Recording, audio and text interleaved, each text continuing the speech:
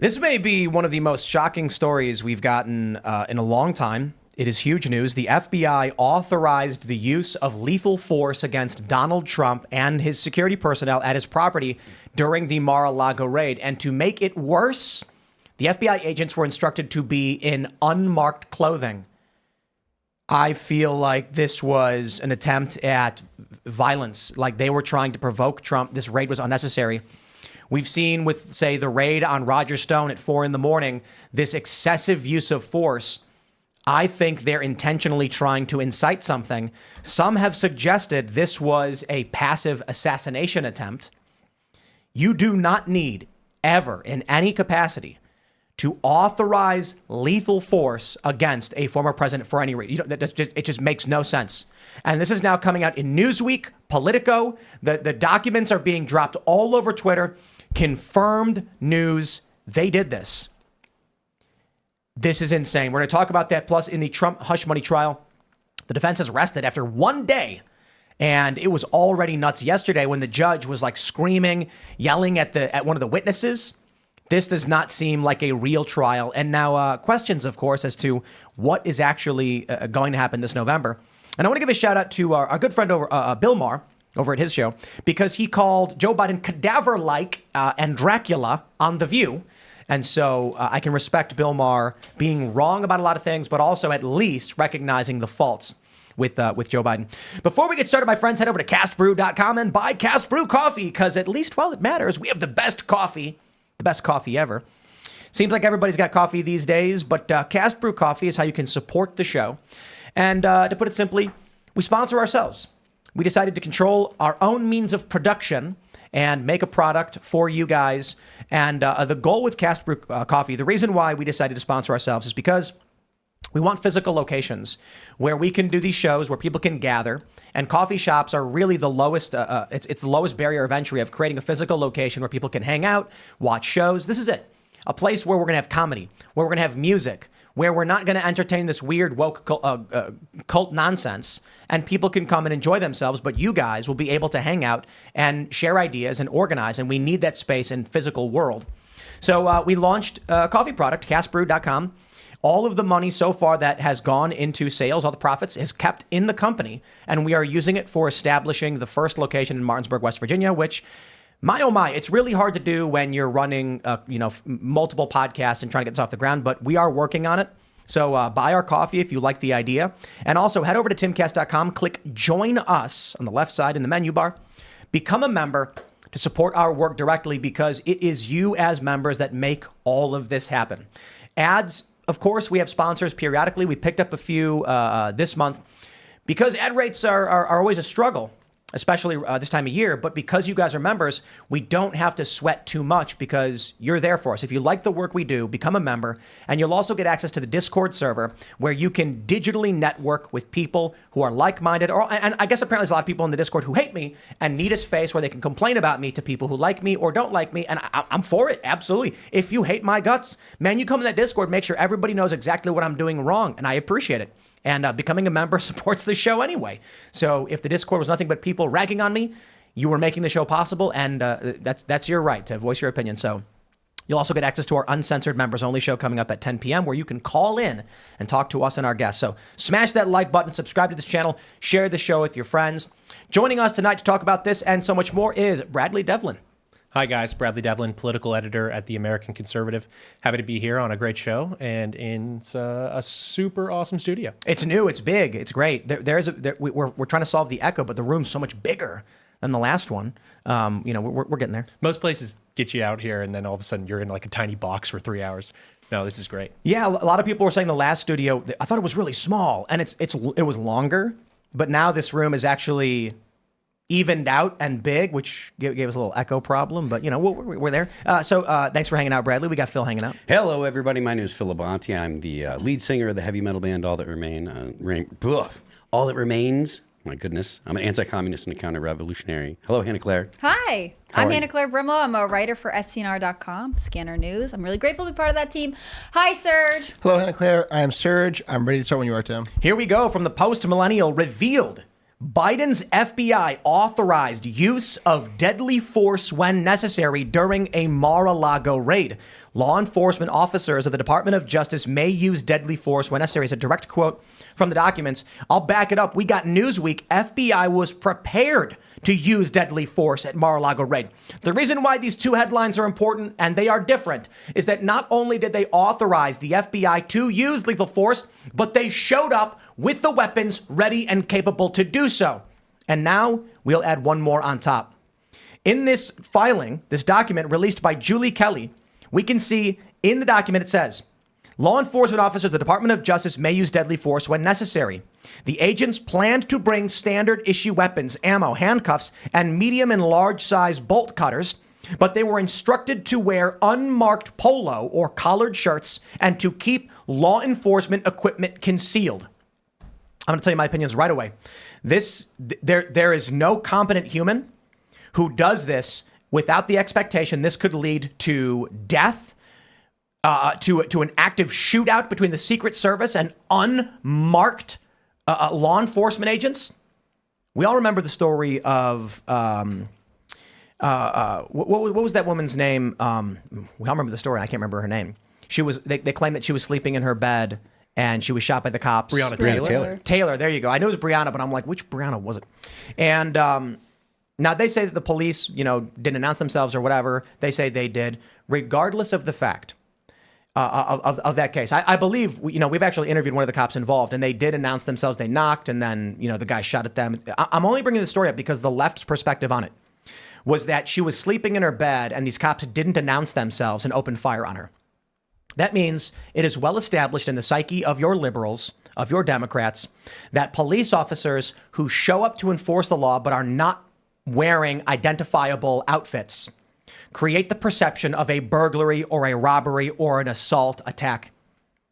This had the potential, the high potential, in my opinion, to result in Trump's security guards. I was just at Mar-a-Lago, I'll tell you, and Secret Service. Yeah. Not being aware of what was going on and seeing a dude in plain clothes with a gun rushing onto the property. You might be thinking like, hey, who's this guy? And the guy, we're lucky it did not escalate to this. Yeah. Many people on social media are already saying this was an assassination attempt. Could you imagine if what could have happened if this went the way of one of these stories we hear in the press where, cops who don't identify themselves end up getting into shootouts? I almost think that either these people are as stupid can be, or they were crossing their fingers that they would get a news report of Trump security opens fire on FBI. Do they think that Donald Trump is like Scarface? Because that the only people that are going to be actually engaging with them, if there were to be a gunfight, it would be Secret Service. It would be FBI versus Secret. Because Donald Trump ain't going to be there with a machine gun, come and get me, So the idea that it was I don't understand why the Department of Justice would say we're allowing you to get into a gunfight. We're saying it's acceptable for you to get into a gunfight with the Secret Service because, again, it's not Donald Trump. They could just call the Secret Service and say, Yeah. we're going to have some 2 FBI agents going to come down and we're going to do a sweep. And they would have been like, you got it. Yeah. No questions asked. And one other thing, shout out Julie Kelly. Oh, absolutely. Amazing work by her. Her work has been invaluable on everything, whether it was 2020 election related or it was, the Trump trials related. I mean, she's been on fire with this stuff. And we were talking a little bit about it before the show. Who do you think is there? Oh, it's the Secret Service, right? We had heard reports in the past that Secret Service had coordinated with Trump and with the DOJ and with the archives about this documents problem. Now we need to know exactly what the Secret Service knew, because if the Secret Service didn't know anything, I think these documents prove they didn't, because there's a line in one of them, if I'm remembering correctly, where it says, if the U.S. Secret Service resists, here's how to proceed. They talk about the possibility that the Secret Service are not working with them. Now, maybe that's to account for a potential agent who's like, hey, I don't believe in this. But really, it seems like they were operating completely independently than this other government agency. And the only reason they would do that is to have the element of surprise. Now, again, what are we expecting? Donald Trump to be there, armed and dangerous, ready to defend his territory? That doesn't seem like it, however cool that visual might be to some people. The reality is they treated him like a hostile mob member because that's how they perceive him. Yeah. They believe that he is incredibly dangerous and that he is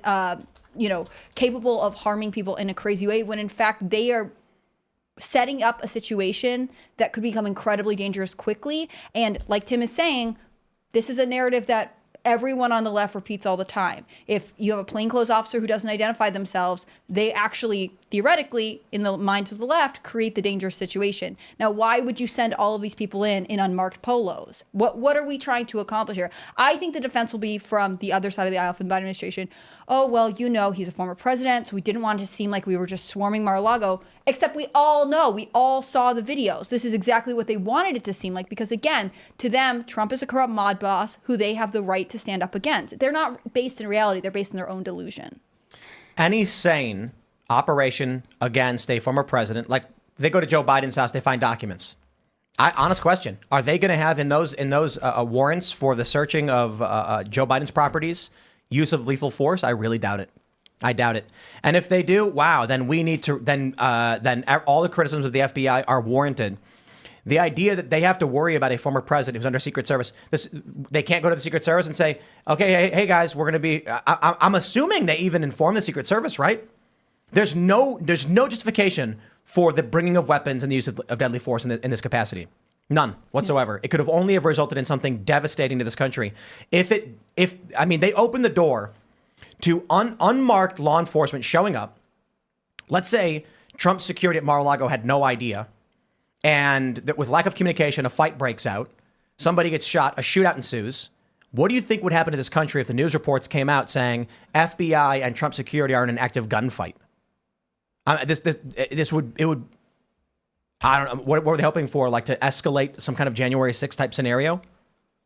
I don't know. I assume that maybe like you were saying, Hannah Claire, maybe it's that they were expecting or anticipating the possibility of Secret Service being loyal to Trump. But even still, it just seems so ridiculous. And they could have told them then, right? If they thought he was loyal to Trump, they should have informed them ahead of time to again prevent any kind of violence. Yeah, I feel like this all would have been just simply an interagency phone call. Yeah. Hey, these things are, we're going to come They to may get have these done things that. because blah blah blah. Maybe. I don't know. How much did the president know? You have two portions of the executive branch potentially getting to a shootout with one another in this situation. Like, Merrick Garland has to contact the big guy, right? Presumably. So what does the president know about this situation? Sounds like Republicans in Congress might have some interest in subpoenaing some people. Republicans in Congress are stupid and terrible. Exactly. They should ask for answers for sure. Yeah. But the other part of this is that we know that the Biden administration is somewhat dysfunctional. I mean, how could the defense secretary go missing for like a week and not tell anyone unless it's normal for people to go offline and not tell Biden what's going on? Either way, this doesn't paint a good picture for the Biden administration. And there are parts of it where I want to say, like I saw some reports, pointing out that there was a medic on scene, that part of the filing points out, like, if anything happens, you'll go to this hospital. And if we're giving them benefit of the doubt, let's say that's just standard protocol. If you're going to authorize this type of force, then you have to have a plan for this kind of thing.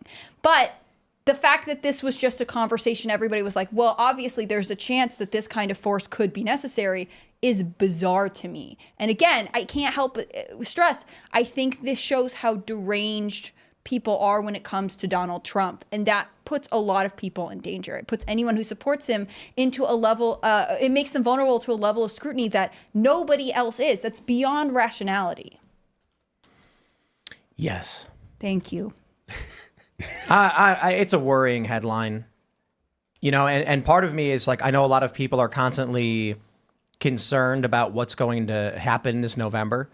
And there's a lot of people who live, it's really fascinating. If you report on a story like this and just show the document where they were showing up with standard issue weapons, ammo, and the preparation and authorization to use deadly force, there are people who are going to get mad. They're going to be like, this is crazy. You shouldn't talk about this. You're fanning the flames. You're encouraging civil war. If you don't talk about it, then you get people who are being like, why aren't you talking about the important issues? It's just, people are going to get mad no matter what.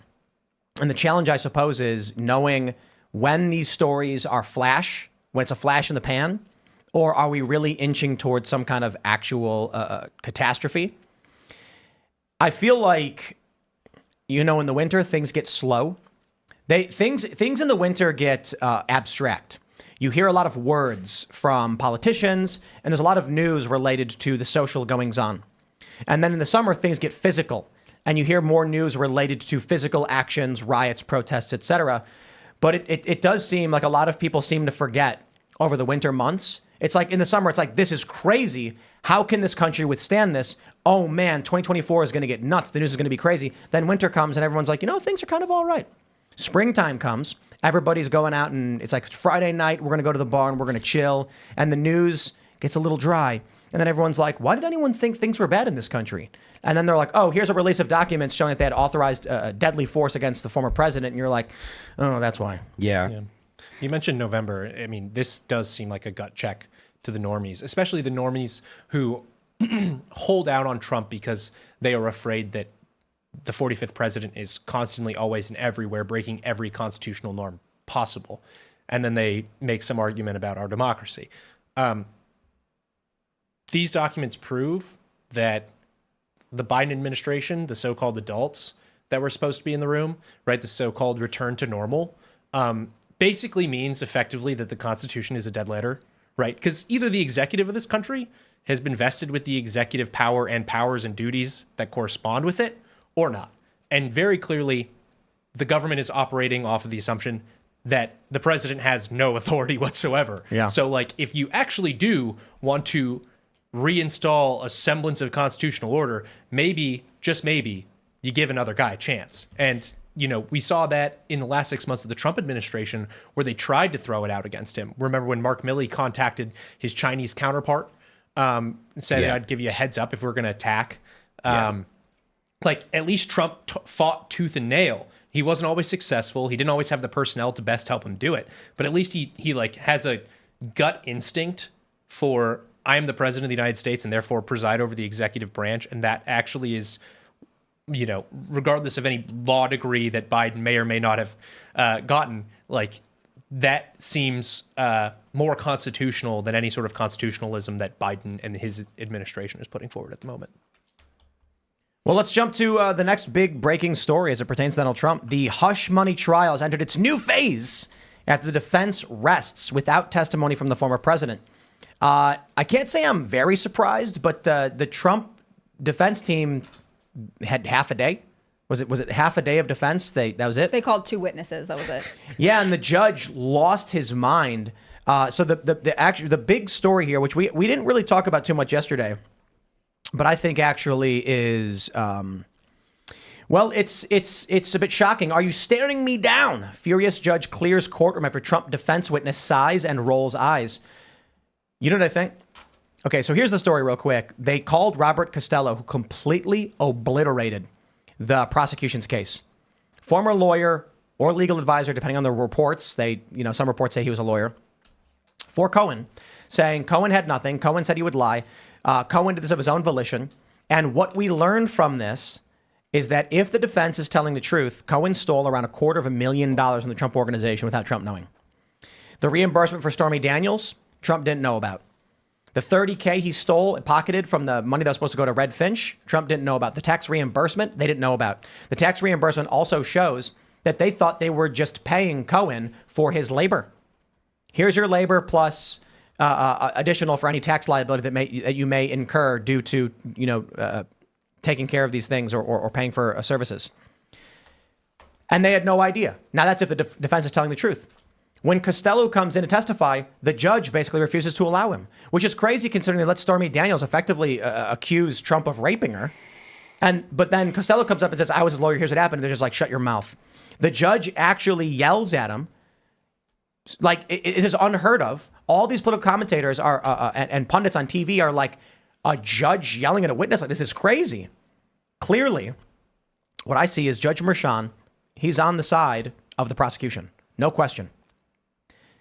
This is not a real trial. And correct me if I'm wrong, but Merchan was appointed for this. It wasn't through the traditional judicial process. That's what one report. I don't know if that's true.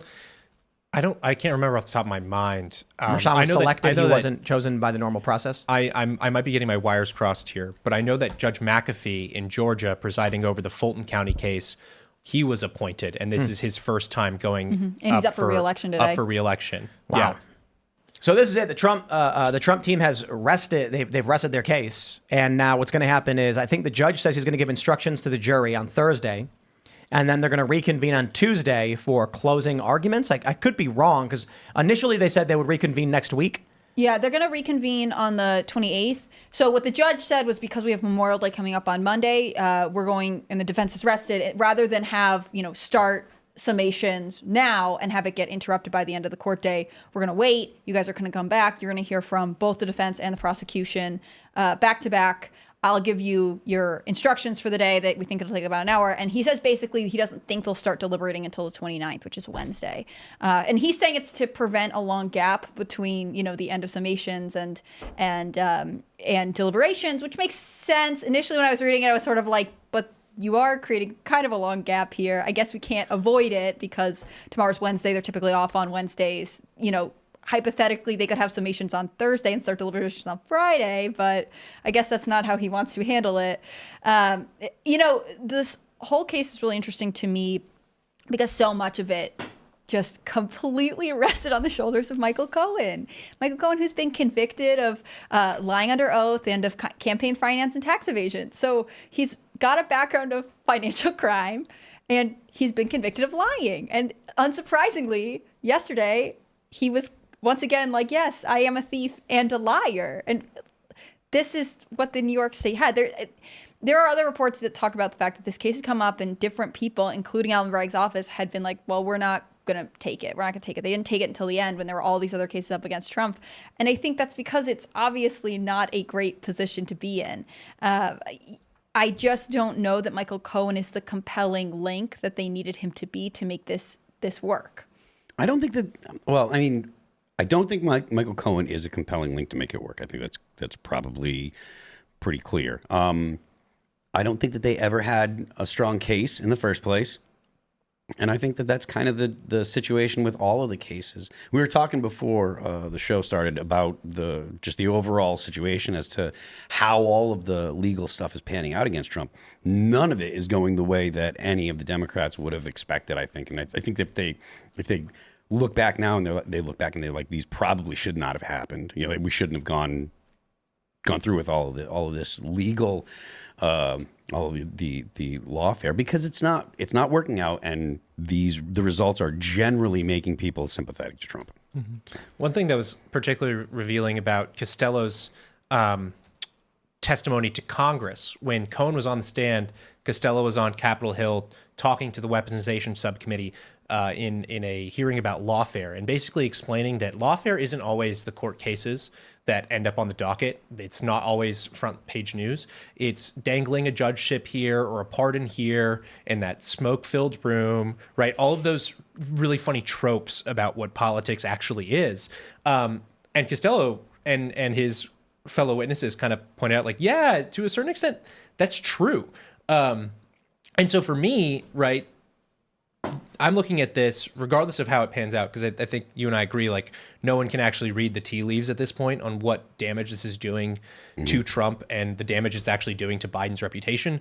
But, like, one thing is abundantly clear, and that's the Democrats view the process as the punishment, right? And you can draw this, like, I heard this funny comment today that was like, what's the one thing Ed Snowden, Assange, and Trump have in common? Not just a broad meta narrative, but like a very concrete thing. It's like all three of them charged with the Espionage Act, right? Like, you think Snowden and Julian Assange, like, oh, that tracks, both smuggling state secrets or whatever, of course, not actually. But Trump, with the documents case, charged with the Espionage Act. And so all that is to say, like, the state has been so clear in punishing those two men, Edward Snowden and Julian Assange, through a process, right? You see the Assange update earlier this week. It's the same exact way for Trump. And it's the same exact way for the attorneys that were in Trump's camp that were making, I think, pretty common sense legal arguments about the 2020 election and about possible improprieties and what the president's role is in correcting that, right? In the president's authority to interpret the Constitution for himself. Yes, like legislators and the executive and the Supreme Court all have the authority to interpret the Constitution. How else are we going to make laws or policies in this country if all three branches of government don't do that? But, all that is to say is that those lawyers involved in the Trump case, like, the point was to punish the lawyers through the process, know that maybe they're not going to get convictions against them, and also to scare off any sort of legal help that Trump could Right, get in and the it's to future. damage their reputations. Because I think you're right. So much of this is about just like for Trump, the punishment being the process, meaning he's not on the campaign trail. And then we heard this over and over again. Well, Donald Trump, Joe Biden's out campaigning for stuff, and Donald Trump's in a courtroom. Because you guys put him there. And I think Trump did a pretty good job, or at least his campaign did, of being like, well, then we're going to make New York the center of this whole thing. We're going to be at fire stations. We're going to hold rallies more locally to kind of combat that. But ultimately, I don't know that the effect of sort of demonizing anyone who is tangentially related to Donald Trump, either directly or just like through a legal case or whatever, had the intended effect for voters. I think ultimately people are starting to feel fatigued, and I think a lot of people are more fearful of the government than Democrats really realize, and seeing the weight of having so many governments, state and federal, come after you is actually something I think that makes Donald Trump sympathetic to the voter, because they couldn't handle it, right? They don't have the financial resources or the influence that Donald Trump has. If the government did this to you, you would be in a worse off position. And so they don't want this kind of thing to be playing out over and over again. I mean, it's weird when you've got even Bill Maher being like, yeah, Biden's a cadaver. This is it. USA Today runs an op-ed from some guy being like, yeah, Biden's got to drop out. Mm-hmm. There's no reality in which any sane person thinks Biden's an actual viable candidate. So once again, the only thing they have is Orange Man bad. Yeah. Only at this point, inflation is so apocalyptic. If you are a new voter, if you're a Gen Z voter and you were 18 in 2019, you have felt the sting of Biden's economic policies more than most people. I'm 38. It's been 4 years and we've seen prices go up. I only get Taco Bell every so often, but yeah, those prices have gone up. It's kind of surprising.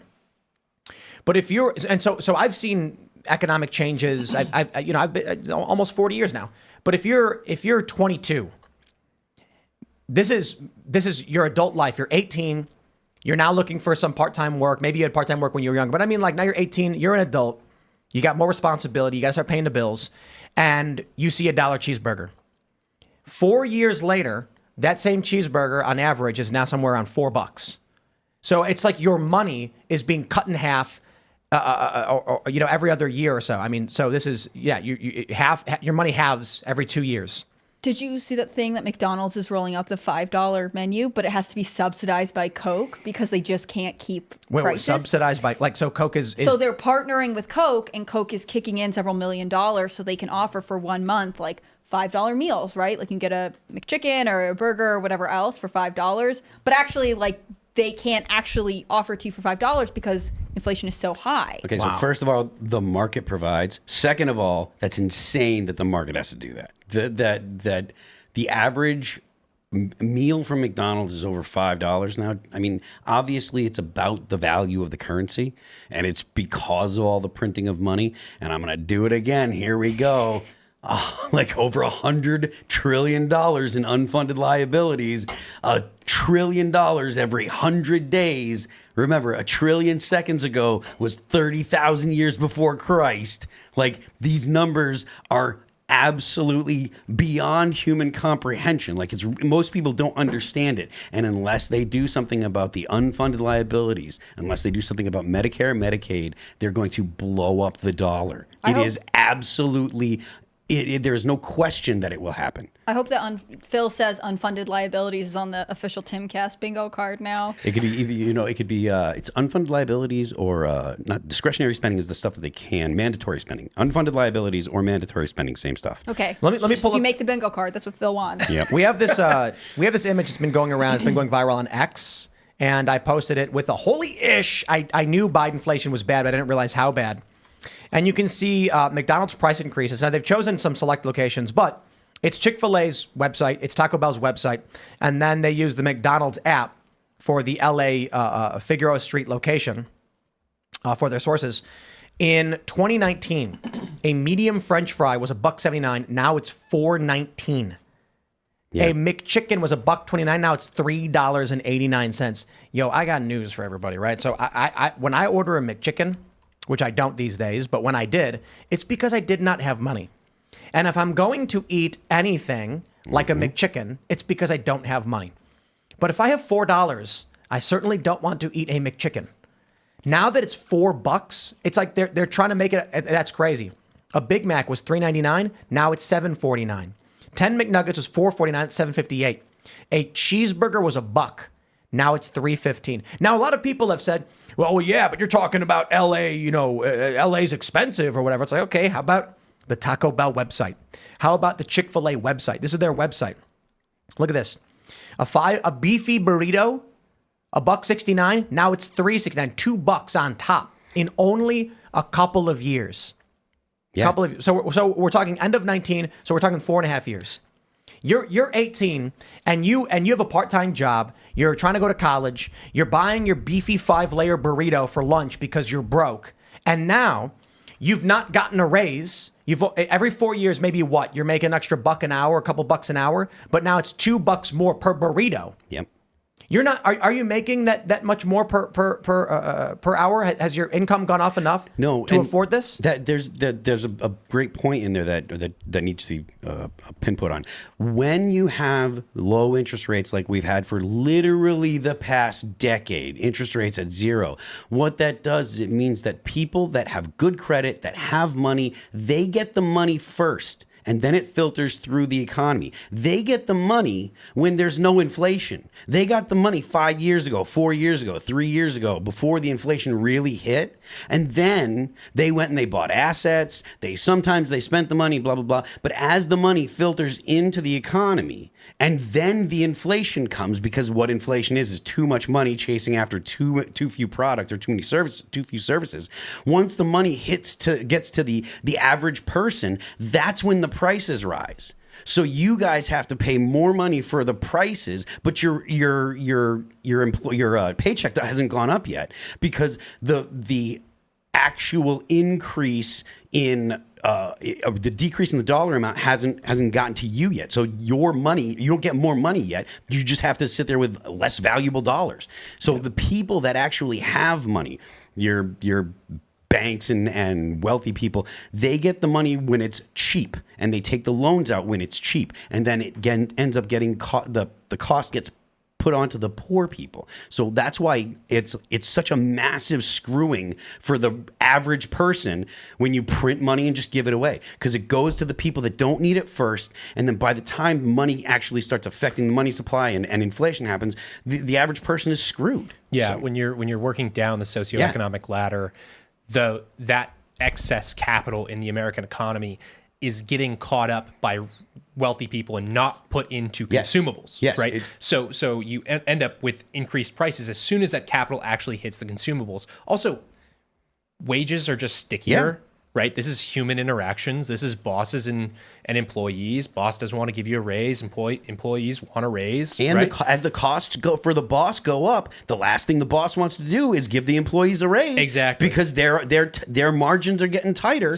So your products increase in price faster than the wages Yes. can. And one thing that I find is really disgusting from places like the Wall Street Journal editorial board or things like that is that, well, you know, if you actually went to college, and I hate them so much. if you went to college in the like late Trump years to early Biden years, you're a debtor. And so like, be thankful that you took out those massive student loans while your interest rates were low, because technically, like, it's not worth as much as it used to. I mean, your debt's devalued too. Your debt's devalued. Yeah, it's true. true. It is true. But like, your debt's devalued. It's not a great defense, you know? Like, I don't think anyone's going to find this super appealing. But the issue because- is stagflation. Yeah. If wages were going up, then it would matter. Exactly. That's right. So like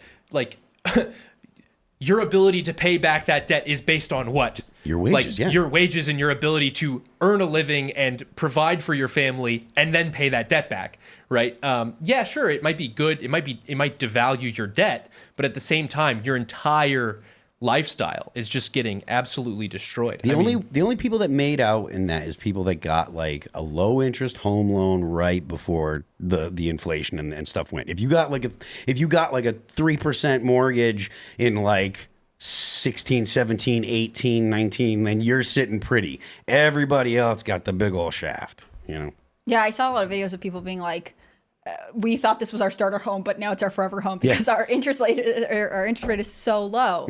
I think higher education is a really interesting issue, and I think that the Biden administration is really going to struggle to deal with it during the campaign. We talk about this a lot, or I bring it up a lot, like Biden keeps saying, "Oh, I've forgiven all these student loans," but tons are tied up in court. That's inflationary. And also, he hasn't stopped issuing federal student loans. And in fact, so there are tons of, I was just reading this report about how many students are thinking that they're not going to enroll in college because the FAFSA rollout, the free application for federal student loans, got so messed up. The fact that there were so many students who don't know what kind of aid they're being offered, or they had to get secondary letters that were like, actually, we offered you an incorrect amount.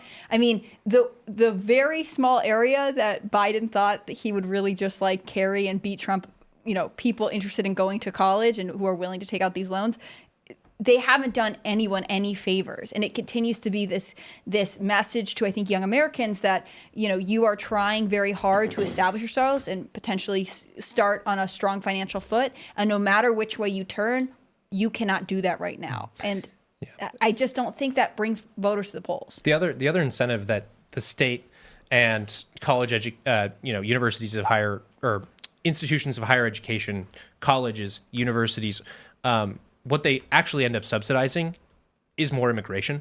Because at the end of the day, like, who's actually making sure that the research universities can continue what they do?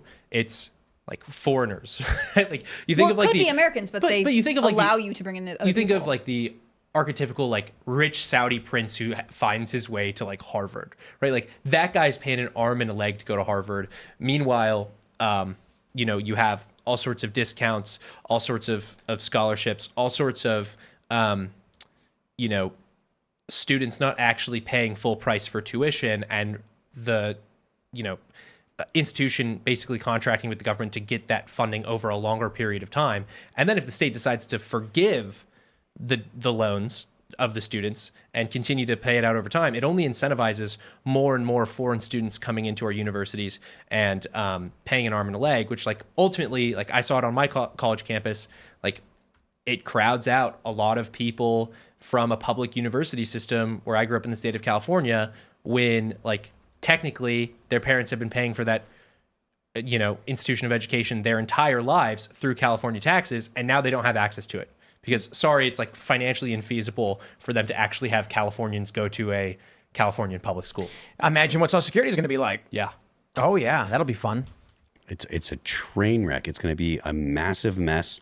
And this is why, it's one of the reasons why they're flooding the country with non-citizens. They are desperate to create a labor force that will support the elderly who don't have families and rely on Social Security. I mean, yeah, I think there's truth to that, but I think that if that's their plan, it's a very, very bad plan that's not going to, it's too little too late. But it's burning the country down to save the country that's on fire. It's horrible. It's a terrible, terrible idea. They admitted that at like a Davos panel, right? Is that what you're talking about? Yeah. I'm just speaking generally that they need a labor force because you've got older people who don't have families. You've got older people who no longer rely on families and their children at all, and they're getting Social Security. When Social Security stops, it doesn't matter how much money you print. They could just print the money and say, we will pull the debt. And then there's not enough young people producing resources for the elderly. Yeah. So it's that means the system stops instantly overnight. There's a lot of people that are currently banking on like AI and automation, robots, and they're saying, or they're even if they aren't saying it, they're planning on or behaving as if they're planning on super productivity because of automation, because of robots, because of AI and stuff. The answer to the production problems is automation. So our and answers AI. are immigration, so people who are not encouraging native people to have children, or technology. Like, this is a bleak future here. Right. I don't like this at all. This Oops, we've sterilized you. Oh, as it turns out, we told you to hate having a family, Yeah. and we brought in people that weren't a part of our culture, and they occupy our land, and also maybe technology yourself. It's like, this is doomsday scenario. My analysis is not an endorsement. I'm just No, saying. I don't think it is. I am just saying. But like that, I mean, that's what it is. That the argument they've made is, bringing people in because there are jobs that the people that live there, currently live here, don't want to do or whatever, and then they're, we don't have enough people being born, so we have to have people come into the U.S. It's funny how immigration's their answer for everything. I mean, it really is. It's almost an like answer it's for a on lot of purpose. things. So I don't want to derail or go down the rabbit hole a little too far, but like, we talked about this underclass, or we talked about, tech services, AI filling the gap. Like, what do you think that looks like, right? In a country that has decided it's no longer going to reproduce and that it's just going to rely on this permanent underclass of migrants. It just ceases to exist. Yeah. It's like the movie Elysium. You will have... That's a great flick.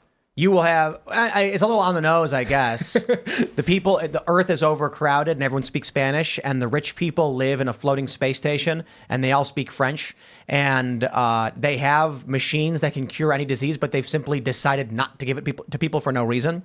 Like, yeah, that's not the reality, but that's the leftist, the leftist worldview is they have the cure for all diseases, they just simply don't want you to have it. Yeah. And it's like, okay, yeah, that's not the case. It's certainly the case to a certain degree that Big Pharma has an incentive on treating symptoms and not diseases. But in this movie, they literally had machines that cured cancer, and they're like, but we won't let you use it for no reason.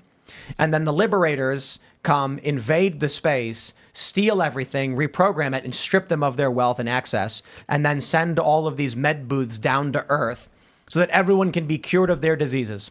And then what they don't show you is Elysium 2, and everyone's dead.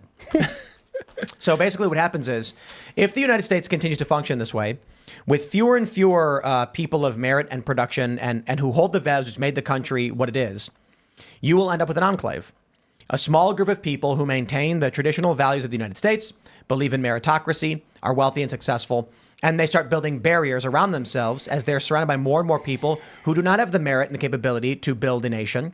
And then, finally, after a certain amount of time, the dam breaks. The 92% of lower merit individuals who are not part of the culture and don't have the same education destroy what little wealth and access there was. And then you'll end up in a country where you've got mass rapes and farmers being killed and things like this and displaced. Yeah. And weird hokey views about AIDS being a curse and things like that. And none of this takes into account what happens to what the rest of the world does or what other near peer powers do without the United States having the economic powerhouse behind it that it has had historically.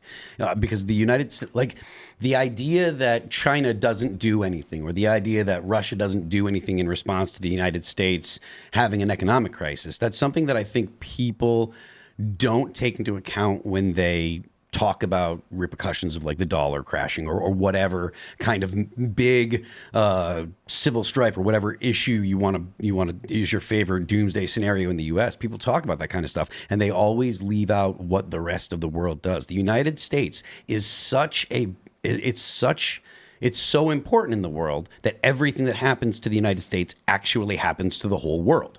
So you don't get things that just happen to the United States; they happen to the world. So if the United States stops being like the global hegemon for whether you think it's good or bad, if it does, that means there are going to be massive reverberations throughout every country on Earth, and it's going to change the way that the world behaves. And we have no idea what that means. Do you have any predictions on the economic ripple effect there? I mean, something that I keep an eye on frequently is just how badly we are treating the global South in terms of like the developing economies of the global South, right? Like we have decided that we are going to sanction anyone who we decide to up the wazoo. Sanctions don't really work anyway. It doesn't actually lead to... Sanctions are an act of war. Exactly. And it doesn't actually lead to the behavior changes that we want to see. And so we just keep doing it.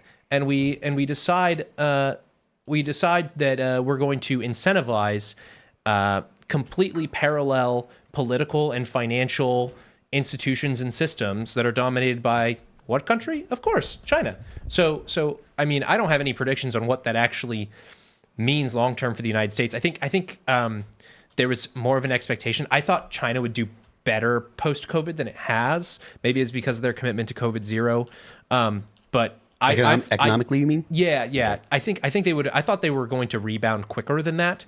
And I've had some scholars tell me that, China isn't doing as well as you think it is, but nevertheless, like, don't empower them when they're showing demographic decline, when they're showing economic slowdown, by basically incentivizing the entire global South to partner with China, whether it's the Belt and Road Initiative or other types of financial arrangements to skirt around Western sanctions. I imagine any time China can export young men to work, like if they can send them to other countries to work, that's a good thing for China because they have so many young men that because of the one-child policy, they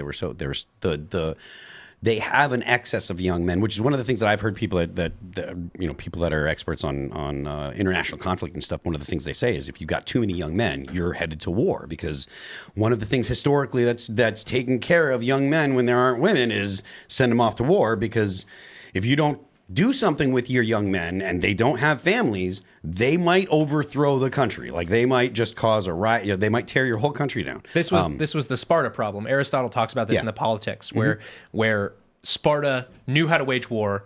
They had policies enacted to favor male childbirth. And then when they finally got to a position where they could make peace, they had no idea how to do it. Mm-hmm.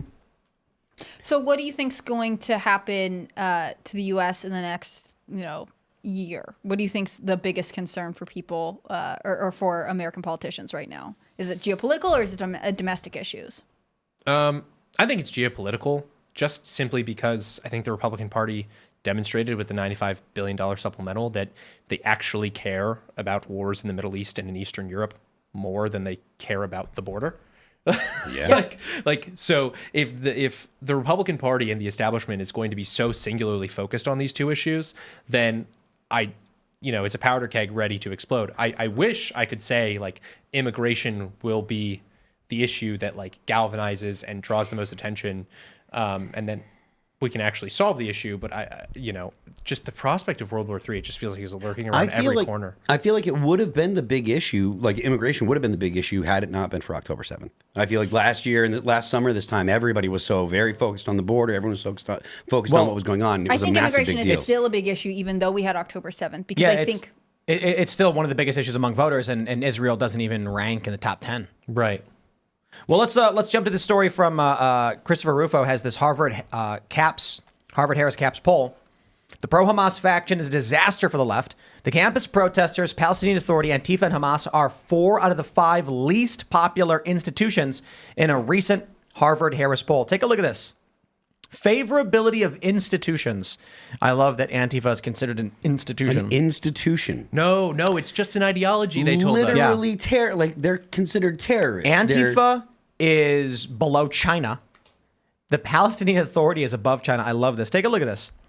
The U.S. military, very favorable. I mean, you're talking 83% favorability with 42% very favorable. Very few people are upset with the U.S. military. Police, look at this one. 75% favorability, only 20% unfavorable. The FBI actually enjoys 56% favorability. That's actually quite amazing. But you go down. Ukraine and Israel, very favorable. U.S. Supreme Court, DOJ, even Fox News. Yeah, like Fox News. Wow. There's a lot of people on Twitter that think that like Israel's like really unpopular and that like, oh, the Israel's going to be the thing that's going to we're going to stop supporting Israel. The U.S. is going to blah blah blah. You're wrong. Like whether you may feel that way and you're completely justified in having your opinions, but it is not unpopular. The U.S. still generally looks at Israel and says, they're allies, and we should support them. Look at MSNBC. This one's hilarious. That's awesome. MSNBC, deeply unfavorable. Way down the bottom. MAGA Republicans are above MSNBC. That's all you need to know.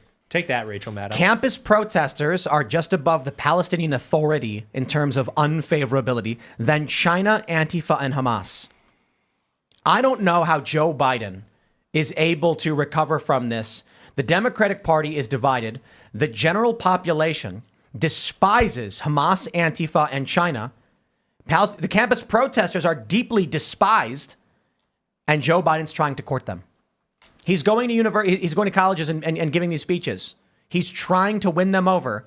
He is basically telling the majority, I don't care about you. I care about this fringe minority of weirdos. And even after a decade, or well, not a decade, but 4 or 5 years of ACAB, the police still generally have a favorable opinion because it's people. All fake. Yeah, it really is. It's all internet stuff. Like Twitter's not real life as much as it's fun. Older people who are not on social media and are still watching cable news are a part of these polls, and they vote. Yeah. But I'm willing to bet when your average 35-year-old is 70, these polls are going to look nuts. The older generation right now that is not on social media, so we're talking Gen Xers who are not as active on social media as millennials, and then Gen Z, still active though. Boomers who are not nearly as active, and if they are, they're on Facebook pages where they're sharing, these silly memes where like a pig has wings and it's like they're just silly things. There's like I see weird Facebook memes that they get shared by a lot of boomers where it's like Jesus holding a pig and it's just like no, but for real. Boomers have their own memes. They Crazy. do. And it's just like in all caps saying, pray and he will save, and like they're really like they use all caps a lot. When the older generations that don't use the internet as much are gone, you will see the police numbers change. So if you're looking at silent generation, boomers, Gen X, millennials, Gen Z, and you ask them about police, yeah, you're going to get 75% favorability. Silent generation and boomers pass on. And then you've got Gen X, millennials, Gen Z, Gen Alpha, and I don't even know what's after Alpha. But that's, you then ask them, millennials are split probably 50-50. I bet if you look at the crosstabs on this and look at, age brackets, how did 18 to 29-year-olds say to talk on police? I bet it's going to be like 60-40 or 50-50. This means when the older crowd is gone, the weight changes and it will more reflect what you see on social media. Yeah, I kind of assumed and I could be totally off on this, but one of the reasons that military and police are high, even though there are lots of anti-war people who are skeptical of law enforcement, the state, things like that, was because people are more likely to know someone who served in the military or is a law enforcement officer. So there's a level of like, well, I don't like that group, but the guy that I know is pretty good. There's sort of a level of forgiveness that other things don't have. But police recruitment, from what I know nationally, is very low. And so as as generations grow up, there are fewer people. I mean, military recruitment is extremely low. They miss their targets all the time. So we're going to have fewer of that positive association on a personal level that maybe people use to balance out bigger issues. This is what I think people don't understand, right? They see polls like this. They see economic numbers and they're like, the internet is not real life. Like Twitter is not real life, or X. Now it's officially X.com. And what they don't understand is that it's technically true in that it is not the universal perspective in this country or on the planet.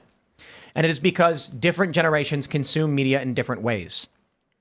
But when you go on X and you see that there is there's no way Hassan Piker is ever going to say, yay, go cops. Well, unless, of course, they're arresting like Sam Hyde or something, right? I mean, literally, like the moment the cops go after the enemies of the left, they cheer for it. But Hassan's never going to go on his show to however many viewers he still has. I don't know. He used to have like 40K. There's never a circumstance where he's going to be like, hey, look, I think just generally speaking, cops are very good and I heavily favor them 75% of the time. Never going to happen. His audience would be in revolt. We then go, but the internet's not real life. Only because his audience is comprised of like 24-year-olds, 22. Well, actually, I think they were like 18 to 22. And that's many of the left. They're young. On a show like this, majority of the people who are watching are like, I think it's 33. And then we have a recent uptick among younger 18 to 24. I think Gen Z getting the shaft is really starting to light a fire into them. And then we do have a lot of people who watch who are, who are older for sure. But the majority skews towards the 30s. So when you're looking at the comments and opinions on this show, there's a lot of people being like, Tim has no idea what he's talking about because he's not talking about what I see. There's a lot of people who like to post online and they say things like, actually, I saw this on, I think it was on Gutfeld the other day. Bill Maher was on Gutfeld. It was pretty amazing. He's trying to sell a book, so he's going everywhere. Yeah. And I think it was, what's her name? Perino? I can't remember. Dana Perino. Mm-hmm. And she was saying, I love this talking point because it's just so naive and ignorant. But she's like, everybody thinks that there's this big divide, but you go outside and you see it's not really there. It's people are getting along, and it's like, ma'am, you live in a neighborhood where everybody lives in a similar standard in a similar way. So if you're in the suburbs of Chicago and St. Charles and you go outside, you're like, hey, nobody's fighting. It looks like all that stuff on TV and the internet's not real because I go to my grocery store and nobody seems to be upset. Yes, because you live in a block that is, for the most part, more politically homogenous. But if you leave that place and go to Portland, you're going to be like, did I just enter a war zone? In a completely different world. This is the remarkable thing that people think. I could walk outside my house and all of a sudden everyone's getting along. It's like, well, yeah. You live in a place that has common political views. But you online in, say, like New Jersey's 1st District, you're arguing with someone in Portland. So you think you're a moderate. You walk outside and you're like, I see Democrats and Republicans getting along because you're in a moderate district. And then you go on social media and some fringe far leftist is screaming their lungs out. And you're like, that's not real life because I go outside. Then you go to Portland, you take a trip there and you're like, this is where these people live. This is how they look at San Francisco. It really is just very, very different in this country. And people don't understand that we used to consume media on a local basis. Even when you turned on your news, you were getting your local news station. Now people turn the news and it's all national level news. You go on Twitter, it's all national level. People don't realize your local community is not the same as every other community. And so they think everything's fine once you go outside. Then they go on Twitter and they're like, you people don't understand. But I tell you, when the older generation who consumes media at the local level is as soon as they age out, pass on, it is going to be, man, I tell you this, younger people are not watching local news. They don't know who their city council people are. They don't know who their state reps are, their state senators. There is going to be abject corruption at the state level because no one pays attention to local news anymore. It is only the older generation that turns on local news to get their news. Because your local news station is going to report on Joe Biden. It's going to report on Boeing. It's going to report on these big stories. And then it's going to tell you about, I love this. I was in New York watching New York 1 or whatever, and they're like a water main break over on 3rd Avenue. And it's like, you're not going to get that news on CNN. Why would they talk about a local pipe break? It doesn't make any sense. But you'll get it on your local news. Young people don't consume news this way. And so it's going to be really interesting how this country becomes nationalized because of this. I have a quick question for you. At the beginning, you started talking about how like the police numbers, as the older generations die off, and you start to see like more digitally native generations do these polls. Like the police numbers are going to drop. One of the interesting things about this new New York Times Siena poll that came out showed that Biden was like 3 points ahead of Trump with boomers, like 65 and over. It just stopped. The computer just stopped working. Yeah, let's see if I clicked start streaming again. We have a light delay. Let's see if this picks back up. Everyone's like, bye. There you go. Like, so I think what we're seeing with the concurrence, so we are back. All right, everybody, if you're listening to the sound of my voice. Oh, yeah. I think we're being DDoSed.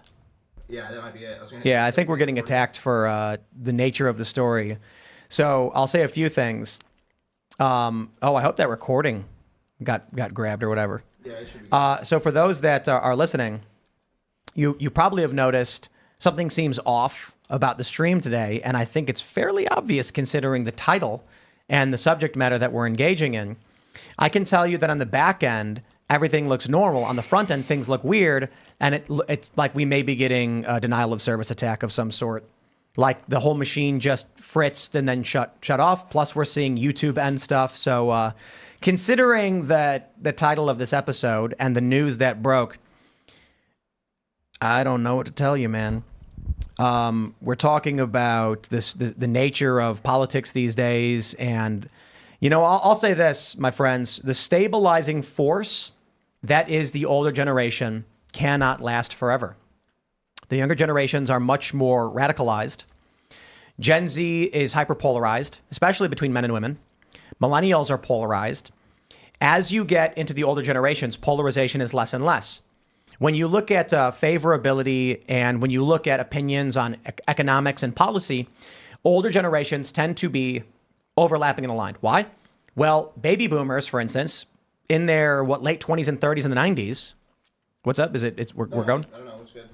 Baby boomers in the 90s, if you look at political affiliation in the 90s, overlaps almost completely. Very, very little difference. In fact, my parents, like my dad was a conservative, my mom was liberal, but they still basically agreed on most things and disagreed on a few issues, so it didn't really matter all that much. When you get older, it starts to become more confusing. Like, wow, really? You had like a conservative dad and a liberal mom. And it's like, yeah, but the views of this country were almost unified. There were few issues where people were in disagreement on, like, abortion, for instance. Now the country is hyperpolarized. The older generation, they're going to pass on. When Gen X is in their 60s, you're going to have boomers. They're going to be in retirement homes, and they're not going to be very active in much. Then you're going to have millennials who are going to be the heads of industry and the CEOs, and they are going to have hyper-polarized views that I just think the direction this country is headed in is I don't know, let's say worrisome. It's the Stream Deck's not working? It's definitely not playing up for me, so I can't punch different scenes. When you press it, nothing happens? Yeah, it's not even giving me errors. Okay, well, let's try that. Yeah, try and pass my. Yo, this is wild. Yeah, I've never seen Reloads. this happen before. Yeah. All right, there you go. Is it working now? Uh-oh. Did we just crash again? Yep. It looks like we're still alive. Yo, this is wild. This is You've never seen anything like this? never. This has never saying it's happened good before. Okay, so wait. It You're says making that history with us. I guess so. it says that we've crashed, But it's still running. but it looks like it's still running. I can't. But like there's a delay, so I don't know if at any point it's going to just shut down. Well, I'm not going to touch this, and we'll just keep the show going. So you can't. The Stream Deck's not working. Not right now. Should we all just rotate into your seat when we have something to say? It's like No. a Chinese Chinese fire fire drill. drill. Yeah. One big musical chairs. Yeah. He's going to have to do it. He's yeah. gonna do it manually. I can do that. Yo, guys, this is wild. Our stream deck has crashed. Our analytics are on the fritz. This is back end and internal, and OBS just says it's crashed again, but it's still streaming. And I bet if we click the accept, it'll just shut the whole thing down. I think so. Yo, this was never happened before. Never happened before, considering the headline. So anyway, I mean, we made it through half the show before we started getting nuked. So it is what it is. I don't know. So I'm gonna move this down here. This your stream has ended. It says, and then we'll just let Serge click the mouse instead of using our stream deck. All this technology. I mean, it's good that you guys have a backup here to another way to make this work. You can't really plan for this stuff, right? You don't really know what's going to break. I don't think it's breaking. Not break, but like what's vulnerable to this kind of situation. Yeah, this is what is going on? Hold on a second. Yo. Oh, I see. I don't know. Whatever. My point is this. Stuff like this, yo, guys, as we get closer to November, don't be surprised. The instability is growing. The headline of the show is literally the DOJ authorized lethal force against the former president. Now, they put out a statement during this show saying this is standard protocol. And I'm like, in what world do you just blanket standard protocol a raid on a president that's never been done before? Wouldn't there be some kind of special protocol and assessment for the fact that you're raiding a former president? Never before has something like this happened. No, they're just like, bring your guns and don't wear uniforms. Absolutely insane. This was one of the lines that was trotted out against the Trump administration for protecting the federal building in Portland, too, that these officers were unmarked and therefore throwing all these peaceful protesters in jail. No, but it's okay when Biden does it. Right, When the right, Biden admin does it, Right. totally reasonable. Right. No, those police officers were unmarked because they were in fear of their lives from Antifa protesters. And then, you have an incredibly cooperative team over in Mar-a-Lago cooperating with the National Archives, supposedly cooperating with the DOJ. And then Biden decides, I'm going to roll the, the Sixth Fleet right up to Mar-a-Lago's door, and no one's going to have any sort of identification. Like, How much of insane. this do you think was just sort of an an ill thought out PR stunt on behalf of the Biden administration. Because there is a possibility he didn't really know what was going on, Merrick Garland, etc. But it reminds me of the withdrawal from Afghanistan, right? He decided like, oh, we have to be out by September 11th for sort of a symbolic victory. And it just got completely botched. It costs 13 service members their lives. I mean, I think the Biden administration sets itself weird goals to try and tout them as victories. And they almost always end up backfiring. Yeah, I don't know. Again, I don't know enough about like the internal processes on how this would work on a departmental level or throughout the executive branch to say conclusively that it was like a failed PR stunt or anything like that. I think like more what I see is just like an old doddering, gerontocratic regime that has never been held accountable. And so they just like, these are the actions of people who feel like they'll never be held accountable for anything, and that basically they have the license to do whatever they want, right? Like they have the license to prosecute Trump wherever they want. They have the license to pour whatever money and whatever tech money and whatever, grant money into turning out elections for their chosen candidates. They have, the capacity to fight whatever war they want. American people's opinion be damned, or darned. I don't know if get trouble with that. But yeah. We'll jump to this next story. We have a tweet from Joe Biden himself. Oh, no. We have this post. Joe Biden says, Donald Trump posted an ad echoing the language of Nazi Germany. Oh, wow. He only cares about holding on to power. I care about you, he says. Yeah, okay, sure. Here's the video. What's next for America? Is this on his official account? Wow. A unified Reich? That's Hitler's language. That's not America's. He cares about holding on to power. I care about you. That was a good joke there, Joe. So the real story is that it's an American newspaper from World War I not supporting or proposing any kind of creation. It's literally just an old school newspaper stock image that has a news report from World War I. That's it. And so someone made it. It wasn't Trump. Apparently, one of Trump's accounts retweeted it. And then they saw that in the article it referenced the beginnings of the Nazi Germany after World War I or something.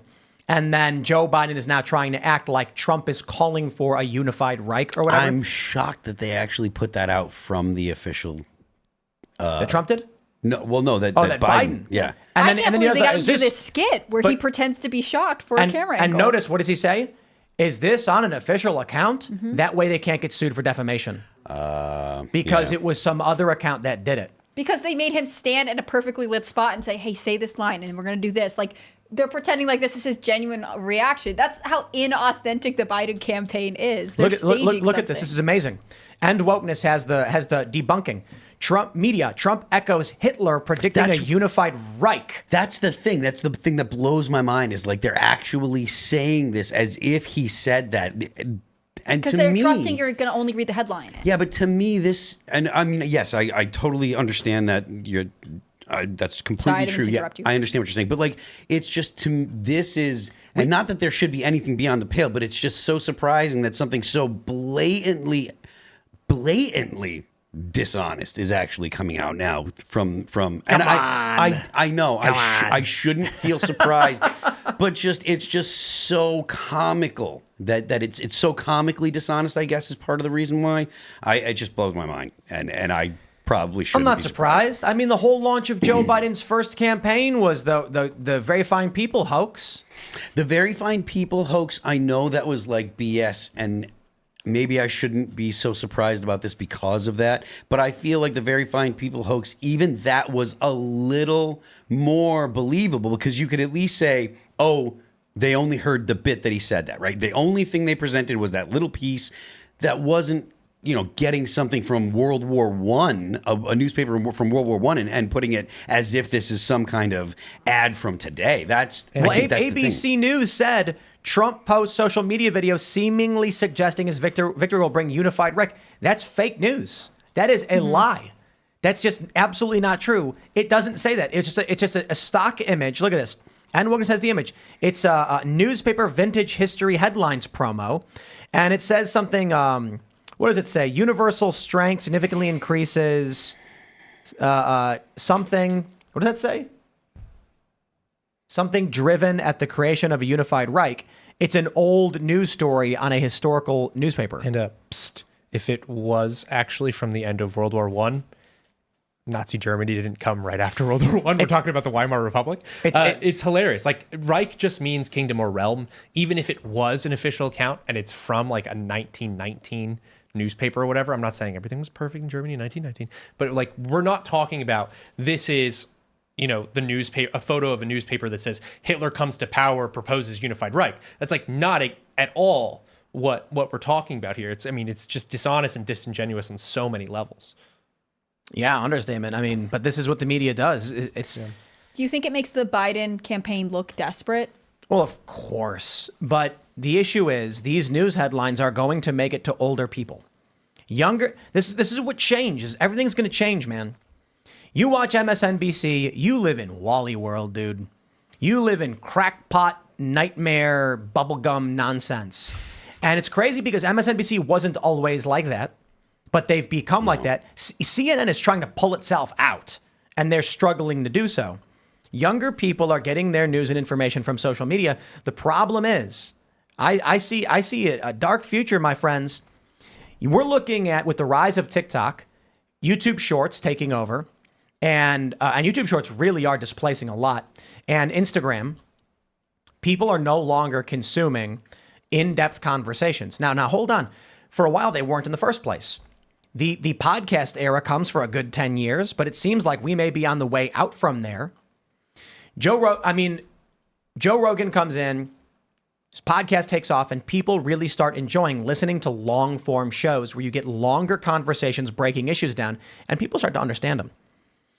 YouTube is a great vehicle for this, and a lot of people succeeded by creating these long-form videos, but YouTube is deprioritizing all of this. And now what they're prioritizing is shorts. TikTok is creating an algorithm where there's zero substance and maximum dopamine. If young people go this route, oh, wow. Mm-hmm. I assume that's what the deep state is hoping and praying for. No. That the corporate press, the cable TV is dead. And so they need to make sure things like this can't be substantive. So they want to make sure that you go to work, come home, look at the TikTok and swipe, and you never have any idea what's really going on. They control the algorithm. They make sure you'll never see information that defies their worldview, and everyone will chase after whatever nonsense. If they, and they are, deprioritize news content to a great degree, that's what they've been doing, and they put the likes of Mr. Beast and things like that on the front page, they are basically telling everybody who wants to make content, you got to be like Mr. Beast. Don't you dare talk about this stuff. And then they do what's called the tiny room shadow ban. And that's basically what they've been doing to us for a long time, of course. And it's only because people share the show and really enjoy it, they can't just shut us down outright.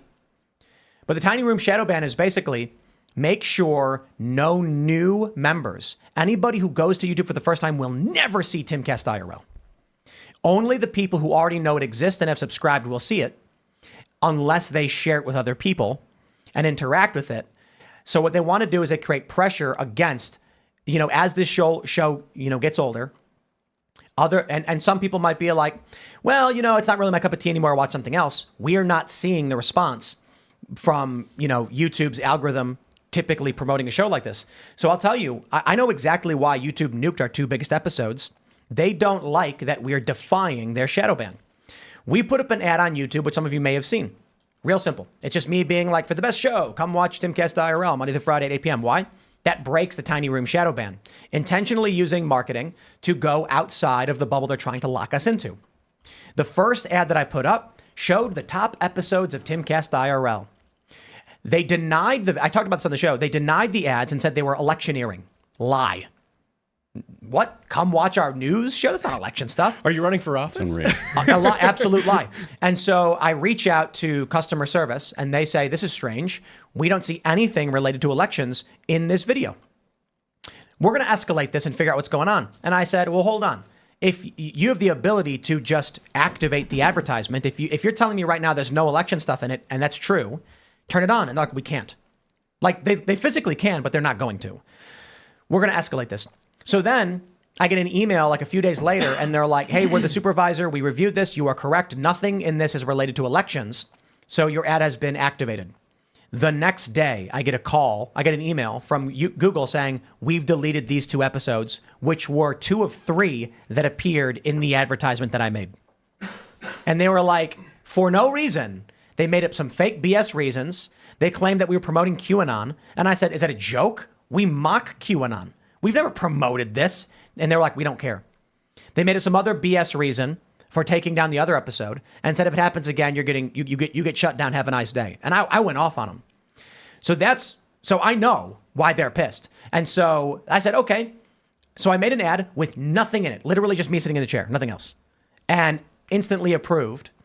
Now we're specifically targeting through the ad outside of the news space and into cultural spaces, and it is working, and I think they are rightly pissed off about it. Okay, so 2 questions. First off, what 2 episodes were they, and can people still listen? Like, can I go listen to them anywhere right now? They're probably up on iTunes, right? Yeah, they're still there. So it was the Joe Rogan, Alex Jones, Michael Malice. Who else was that? Was Drew Hernandez on that one? Drew Hernandez was there. Ian, Luke, me, Blair White. Did I say Blair White? Yeah. Was that everybody? That was a wild show. That's the Malice in the Palace. That's was crazy. It was in the mobile studio in Austin. It was in the mobile studio in Austin with Rogan and Jones. And then they took down the, I believe it was the Michael Malice, Alex Jones episode. And they took it down for a vague reason they wouldn't really explain to me. And I'm like, this makes no sense. That's crazy. And then they were like, I'm like, these are 3 years old. It happened right after we tried running the ad. So, here's what I think. They don't mind that the episode exists on YouTube because it exists within the confines of the tiny room shadow ban they've created. It only appears, we get people saying all the time like, hey, I watch the show every day and it's a struggle to find it. We often get messages from people saying that it's not even on our YouTube channel. We go live and they know the show every day, 8 p.m. and they watch and they'll go to YouTube, Timcast IRL, not there. And they're like, I don't even know how to find the link because it's not there. So it's like, I should probably be tweeting out the link, which I never do. And so we hear that a lot. So I make an ad showing those episodes outside of the tiny room shadow ban, and instantly they're nuked. And I'm like, YouTube, they don't like what we got going on here. For the longest time, this show was shadow banned from Google. YouTube videos from Timcast and Timcast IRL did not appear on Google search. Yeah. So one of the things that I talk a lot to like young journalists, the people who like want to get into the journalism space, specifically on the right. And one thing that I give a little spiel of the history of American media because I don't think that you can become a part of it successfully without understanding some of the history there. And one of the things that I say to them is, we live in a media environment that seems decentralized because you have shows like this one, you have Joe Rogan, you have longer form conversations, but actually it is one of the most centralized media environments that has ever existed in this country when you combine the fact that nearly every major cable news network is owned by one of 5 corporations, like just a handful. Like for every media executive in the country, they oversee an audience of about 1 million people. So about the size of the city of San Francisco, which is mind-boggling. You think like, oh, well, like that doesn't account for social media and it doesn't account for YouTube and it doesn't account for all these other platforms. But at the end of the day, the social media tech censors are like basically replacing the old corporate journalism censors. Yep. And like one of the questions that I have constantly, especially like working for a, plucky, relatively small conservative outlet, is like how to empower the decentralizing forces, like how to empower shows like Timcast, right? Like how do you think the right should go about doing that? Or just people with decent, people with just believe that the media apparatus is corrupt and want to see a decent, lively public square again? I think we're winning. So there's a lot going on in the cultural space, in the media space. Elon Musk buying X, massive. And you know what I think is really funny? A lot of people are shocked. They're like, my viewership is down. What is happening to my account? Elon's cleaning up the bots. Let me, I'll pull this up on my phone and give a shout out to Josie, the redheaded libertarian. She hosts a show here for Timcast. It's on her Spaces on X, and then we have it for members on timcast.com. So if you'd like to watch Josie, become a member at timcast.com, and you can watch her special. It's only for members to watch the actual live, and then she does a Space on X. But she had this post And I want to break it down. Let's see if I can find. Oh, this is the wrong account. Whoops, I'm looking at the wrong Josie. Let me pull this one up. Oh, so annoying. It's not coming up. I can't find it. Okay, you're being throttled. There you go. Wait. I'm getting there. There we go. Found it. So she had this post on X talking about how her account is being throttled or something to that effect, and I want to find it so I can cite it properly. And I can't find this. Where is this thing? She posted a graph showing her metrics on X and the decline that she was seeing. Was it? I'm pretty sure it was Josie. Where's the post? Where's the post you made, Josie? I can't find it. Okay, I can't find it anyway. So I'll tell you what's going on. There was this thing that happened when Elon Musk announced that he was buying X. And then, Vijaya Gadde was crying or whatever. We found out that she was having regular meetings with the government. What did we notice? For some reason, all of a sudden, right-wing aligned accounts saw massive growth in audience size, and left-wing accounts started dropping dramatically. And everyone's like, whoa, what is this? Some speculated that it was the thumb on the scales of big tech. They were trying to make sure that accounts that were right-wing would not gain followers, and accounts that were left-wing would. Then when Elon announced that he's, buying the platform, they go shred all the papers, clear everything out, make some changes to try and cover things up, and those changes instantly unthrottle all the right-wing accounts. I'll tell you what I think. I could be wrong. I don't know. I'm just speculating. Why is that right now so many people on Twitter are saying my viewership is down, my engagement is down, it's not worth it? I'm willing to bet that a lot of the engagement people were experiencing was fake and probably run by government entities intentionally for the purpose of manipulating public opinion. In the early 2010s, Barrett Brown started something called Project PM. He went to prison over this, actually. He's an investigative reporter, and he was working with some hackers, and they uncovered information related. I think this might have come from WikiLeaks emails. And we saw that I believe it was the Air Force was buying social media accounts that one person would run 50 accounts to manipulate public opinion by pretending to be 50 different people. So if you are let's say you got 1 million followers, and you post on social media something like, well, I just plain don't like Israel, whatever. You get responses from 50 accounts instantly, all saying, you are right, Israel is bad, we love you, you are correct, you're so great. And what happens is when the average person can only see about 300 posts, or once they get to the point where more than 300 comments are coming in, it becomes unintelligible. So you go on social media and you comment something like, waffles are great. And then every response is, no, they're bad. You shouldn't eat carbs. Starches are bad. It could be one person commenting by themselves 50 times to trick a high-profile personality into saying, wow, people get really mad when I praise waffles. I better not do that. It's a lie. One thing they don't have a really good time of doing is dealing with polls, so I recommend people use polls. Here's what I think is happening. A lot of the views that are happening on X for left and right were bots. I'm willing to bet to a great degree based on the reporting we saw 12 years ago from Barrett Brown, the knowledge we have of sock puppet accounts and the government use of them, as well as private sector, that you've got private entities, political action committees, governments, all competing and using bot farms and sock puppets to manipulate public perception through social media. Elon Musk has begun nuking all of the bots. You need to pay now. You need to get your blue check. The bots don't appear as prominently. So what's happening? Interactions are becoming genuine. Ad rates going up? Well, it's quite simple. More real humans are interacting with your posts. So your views seem to be down, but money seems to be up in some, not all the time. But then people are like, hey, I'm only getting I'm only getting 100 retweets. I used to get 1,000. Yeah.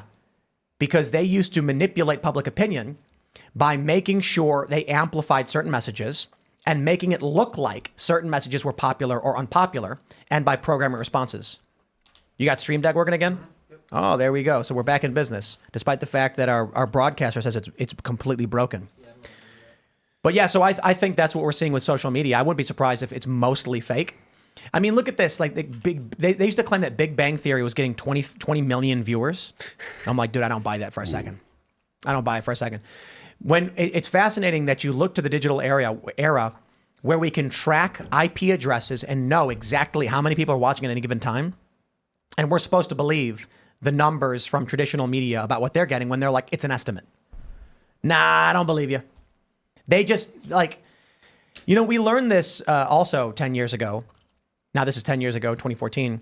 There was something called ad rights sales where these media companies would go to clickbait farms that produce garbage and trick people into clicking and buy the rights to their traffic so they could put it in their network. All the big digital outlets were doing it.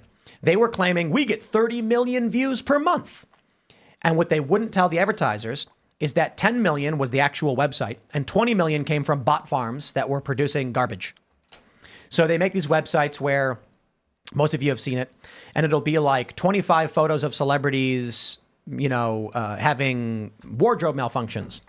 You click it, and then one image pops up, and there's 800 ads, and then you have to scroll down, click next, and it loads the next image and another 800 ads. What they were doing is they're farming ad views. So they can then, what happens then is that one page with 50 ads on it, you click 5 images, and you've generated 250 ad impressions, and then you charge money to an advertiser for that. The advertisers are then like, this is standard in the business. They have no idea why. All they know is that when we buy 250 ad impressions, we get no sales. That's just the way it is. People don't like our product. What can you do about it? The reality was, it was ads being given to, it was the same ad given to one guy 5 times or 50 times, and they're not interested in your product. They're not going to click it. And the advertisers were being defrauded. And all of the big digital media companies were doing it. And then claiming that they were the next up and coming stars of media. The whole thing's been fake the whole time. The real question of influence is, if the host of the show says, here's a product, do people buy it? If the host of the show says, become a member at timcast.com, do people become members? If they do, then you've actually got influence. And so the fascinating thing is there are a lot of people who buy fake followers, they buy views, and they can't sell a product to save their lives. Yeah, that's the real test. And right now the challenge is when Facebook launched videos, you would get 1 million views on a Facebook video and like 100,000 on YouTube. So all these big companies, I've told this story. I'm at a meeting and they're like, we got to go with Facebook. We're getting 1 million views. And I'm like, yeah, but you guys realize those aren't real views, right? Like someone watches a YouTube video, it has to be for at least 30 seconds. Facebook is 3. So people are scrolling on their feed and it counts as a view. That's not real. And they're like, who cares? We can sell those views and claim it in our network and it makes us look good. That was the route they wanted to go in media. So they didn't care about whether or not anyone actually was getting delivered an ad or a sponsorship. They just want to be able to claim they did. And then they go to the advertiser and say, your product sucks. Sorry, that's your fault. That whole system is going to implode. It's been imploding. And now we're moving into this space with what Elon is doing on X. And I think it's one of the most important things ever done. Eliminating the bots from the equation of ad sales and sponsorships to fix the system, I think is going to be a really great thing. That means ultimately, though, people are going to see engagement go down because it was never real to begin with. Mm-hmm. Does it ever come down to the advertisers as they become more familiar with the digital marketing, metrics, to say like, oh, well, you're giving me 250 views, but there's no conversion rate. Like, are advertisers demanding more from these places, or are they basically operating the same way they always did? Small advertisers will take on an ad, and then when they get when it doesn't work, they come back and say, it didn't really work for us. Thank you and have a nice day. Bigger advertisers don't know or care. And so these big companies will be like, put 1 million there, put 1 million there, put 1 million there, put 1 million there, put 1 million there. And then if it doesn't work, they'll be like, oh, we just buy ads. They're not going through it. We want brand awareness. Our marketing budget is $500 million. Yeah. And so a lot of these companies are producing garbage. And which is why you've seen like BuzzFeed implode, right? Because everyone's just, it's out in the open now, right? Like this Uber ad model does not work. What do you guys do for advertisement? Sorry. I mean, we're a 501c3. Like we rely on small dollar donations, and we're the American conservative. The Global Disinformation Index said that we had an American and a conservative bias. What a brain trust they have working together over there to find out that the American conservative has such a bias. But somebody spent like 3 weeks researching. Yeah. That. Oh my gosh. Pat Buchanan was the founder of this magazine. Oh my gosh. Yeah. No, it's ridiculous, and it's funny to see just like open admissions that this happens on social media, exactly what you just laid out, whether it's the when these companies are going bankrupt, or they're doing mass layoffs, just like saying out in the open, yeah, all of this is fake. And then government sources like the IDF had to admit that it said it made a mistake in creating a secret influence campaign on social media after October 7th. And like, I think everyone's broadly on board. What happened on October 7th was absolutely terrible, but that is just an example of how governments play with social media to alter public opinion, just as you laid out. That's really interesting. I will say this right now as well, because we've been doing this show for, what is it, like going on 4 years now, and we know how the metrics all intertwine and work with each other. It looks like we're being throttled on YouTube, but it only looks like we're being throttled on YouTube because the back end metrics, super chats, likes are all comparable to when we normally have 38,000 concurrent views. Time watch, everything is stable, but the visible concurrent viewer count is lower than it normally is by like 30%, which isn't possible. Yeah, so considering the nature of the story, and we saw this happen a couple weeks ago when a bunch of YouTubers were impacted by some kind of glitch where their viewer counts were negatively impacted. But the viewer count doesn't matter. Mm-hmm. Our super chat revenue is slightly above average for the time of the show. Our likes are over 10,000. And then the viewer count doesn't seem to make sense. But on the back end, we're actually slightly above average in total viewer count for where we normally are. I would not be surprised, and I don't think anyone else should be, if coming into this election, they find ways to harm this show in such a way that they don't outright ban it because that causes too big of a splash, but they try to do things that are harder to trace and look strange so that it just seems like something else is happening. Mm-hmm. Like, the weird system crash thing that we got, considering the nature of the show, I just don't believe in coincidences. Doesn't happen like on that. a Tuesday when you're talking about, swing state polls or whatever. You have to have something spicy in there, and then all of a sudden, it's just a coincidence. It happens every time. What is going on right now has never happened before ever. Oh, okay. I feel like, Not once. this is anecdotal, but like increasingly, I know people who have watched Timcast for years, even before I was a part of it, and more and more they'll reach out to me and say like, oh, I tried to find the show last night, just typing into YouTube or whatever else, and it didn't. Even when I was searching it specifically, if they were aware of who the guest was, I couldn't find it. Like, it's a year ago when I was on the show, I didn't hear it nearly as often, and now I feel like I hear it much more regularly. Yeah, and if we need to move on, let me know. But you mentioned the Elon cleaning up the bots. I totally agree with you. It seems like very capital intensive, right? To have like a billionaire come in and buy a site and then be able to clean it out that way. Phil, you're the counter-revolutionary, right? Like, how do you empower those decentralized media apparatuses in like what I perceive to be a very centralized media environment? Like, what's the playbook? What's the revolutionary playbook? Well, I mean, the thing is, when it comes to dealing with like the centralized power of like Google or social media, it's tough for your average person to fight against that kind of stuff. So, I mean, I suppose the best thing you can do is for all the people that are creators to create on as many platforms as they can.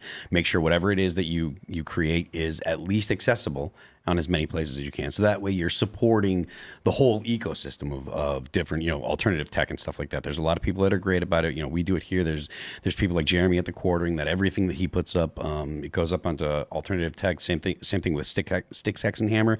Everything goes up on alternative tech. And dudes that do that are really, they're the ones that are kind of pioneering the way to get away from, the big tech, the big corporations. And then you've got stuff like Public Square, but I don't know that there's anything in particular that your average person can like do like that's going to have an impact. The thing that the position that we're in right now is all of the stuff that's going to work or that's going to be successful is not going to give you that big time satisfying result. Right? It's the small things that happen over and over and over, because that's how we've gotten to this point, right? All of the small, like all the people that just allow the woke stuff to influence their day. I'm not going to say that because it might be a microaggression, or I'm not going to say this because it might offend someone, or I don't want to do that. Like all those little things have added up to the position that we're at now. So now the things that you need to do is be like, okay, well, do the small stuff, like like shopping at Public Square before you go to Amazon and going to, making sure your alternative tech stuff. But I mean, I think that's the best thing to do is everyone just kind of focus on the small things. Make sure you're voting in your local elections. Make sure you know who your selectmen are. These are the things that we talk about here regularly. It's like being actively on guard. Yeah. Somebody asked us, they said, Crowder gets 60K on Rumble and 2K on YouTube. You should dual stream on Rumble. All right, here's the issue. If we make a move so we typically are the #1 live show at the time, not always, but usually Timcast IRL has the highest average live viewership on YouTube, and that confers certain algorithmic benefits, granted within the limits of the pressure they put on us. And so we also generate revenue in super chats, which is a decent amount. It's not the most substantial. If we when we moved our clips to Rumble, and again, no disrespect to Rumble, we love Rumble. Big fan. Rumble needs to exist and it needs to succeed. When we moved my morning show and Timcast IRL clips to Rumble, you'll notice that they get 30 to 50,000 views. Comparably, we lost that many views on YouTube. Duh, makes sense. People are now watching on Rumble. We don't make money on Rumble. So by moving the clips over, we lost a couple $1 million in yearly revenue. But that's worth it if it means we are helping to compete and try and challenge the system. If we were to move the show over in its entirety, then we lose a substantial amount of revenue. There is the possibility of dual streaming, which we've been actively working on. And then we could do X, Rumble, and Twitter. X, Rumble, and YouTube all at once, which would likely drop us out of the top YouTube ranking space, which isn't really that big of a deal considering YouTube's giving us the business as it is. But if we end up losing more money, it negatively impacts everything we're doing. So there's a balance between sacrifice to try and support platforms like Rumble and X so that we can compete with YouTube, but also revenue lost confers a inability to actually do the show. So one of the reasons we switched from heavy content and advertiser model to membership a couple of years ago was that if we can build up memberships to a certain point, we don't have to worry about it. I would not say that we are at the point in memberships where we don't have to worry about it. If we have to do it, we will. And the question is, if we do switch over the show to dual streaming or even to Rumble exclusive, will we actually gain more members to the website? And we don't know that we will. For the time being, YouTube allows us to effectively advertise to the people who aren't members to become members, and there's a constant churn and burn of people who leave, credit cards expire, they don't sign back up, and other people do sign up, and it's a general slow percentage growth per month. We hope, we've had these conversations, that if we switch to Rumble, we're going to get a big spike in memberships from people who are like, this is the right move to make because it supports the alternate ecosystem. And then we get more viewers and it makes the show bigger. But because we don't know, we run the risk of if it ain't broke, don't fix it. That being said, YouTube breaking it makes it kind of more easy to just be like, well, we have no choice. We need to multi-stream. I think that if we multi-streamed to X, especially considering I have 2 million followers, we probably would get generally substantially more viewers. That would require us to do internal sales, which is another job. There's a lot of questions in how we make that work. That is a challenge for us. Sitting down and we're talking about it, like if we do decide to multi-stream, are we going to lose money or make money? What are the net benefits and the net losses? Okay, so a lot of people are like, haha, Tim only cares about money. Well, I care about the business being able to operate and people being able to keep their jobs and for us to be able to do shows like this. If we don't make money, then the show just stops existing. So if we are currently on a path that generally has a slight growth rate, why shift that in a dramatic way that causes us a massive net negative? Look, there are some other podcasts who I don't want to name that are big that have stopped publishing on Rumble in there completely. And people have called them out for it and they ignore it. I know why they stopped publishing. I'm like, dude, they looked at their bottom line and said, holy crap. When 20% of our audience switched to Rumble, we lost 20% of our ad revenue and we can't sell against that. And now we got to lay people off. That's absolutely what they're looking at. I mean, no disrespect to Rumble. Like we know we're doing that. I hope everyone understands the importance of helping Rumble and being on Rumble so that people can make that choice. We're going to have to figure out sales. And I think perhaps what we'll have to do is do internal sales targeting Rumble specifically because they don't have the same mechanism as YouTube. So that's just something we've got to work out. But again, I'll stress, like, we've been working on a bunch of stuff on the back end for X, Rumble, and YouTube multi-streaming because of what YouTube's done in going after us. I just wish it didn't have to be that way. But it is. I hope Rumble wins their lawsuit against Google for their monopoly and manipulation of the digital ecosystem. And what we are going through is a good example of why they should be suing. The way they manipulate the ad market and restrict competition makes shows like us have a very difficult time building a business outside of YouTube because of YouTube's stranglehold in the machine. So we intentionally put our clips on Rumble, knowing it's going to hurt us because we have to put pressure in the other direction. I think that's a great position for Rumble to make that argument that the mechanism by which Google has created in this monopoly, like the example they give is that Android devices have to have YouTube. You can't delete YouTube. So they basically have dominated the space and have cut everyone out of the market, putting pressure on all people who produce content to be forced to use YouTube. And then they censor opinions they don't like. So anyway, long story short, I suppose it is a difficult space to navigate, especially in an election year when they're attacking us and trying to throttle us and shut us down. So I don't know if maybe I can write a 30-second pitch for memberships that is more effective than the one I normally do that drives more membership, because I can tell you with 3.3 million unique viewers per episode across the board, those people are not becoming members at timcast.com. They don't have to be. We do the show for free. But I'll tell you this. If every single person who listened to one of the... So when I say 3.3, it is clips and the full show itself. The clips generate a lot more than the full shows because there's more of them. Like one show can generate 5 to 7 segments that are 10 to 20 minutes long. So if we're just talking the whole show itself, it's like 500,000 uniques per episode. If we were, it could be more actually, that's unfair. It might be like 800.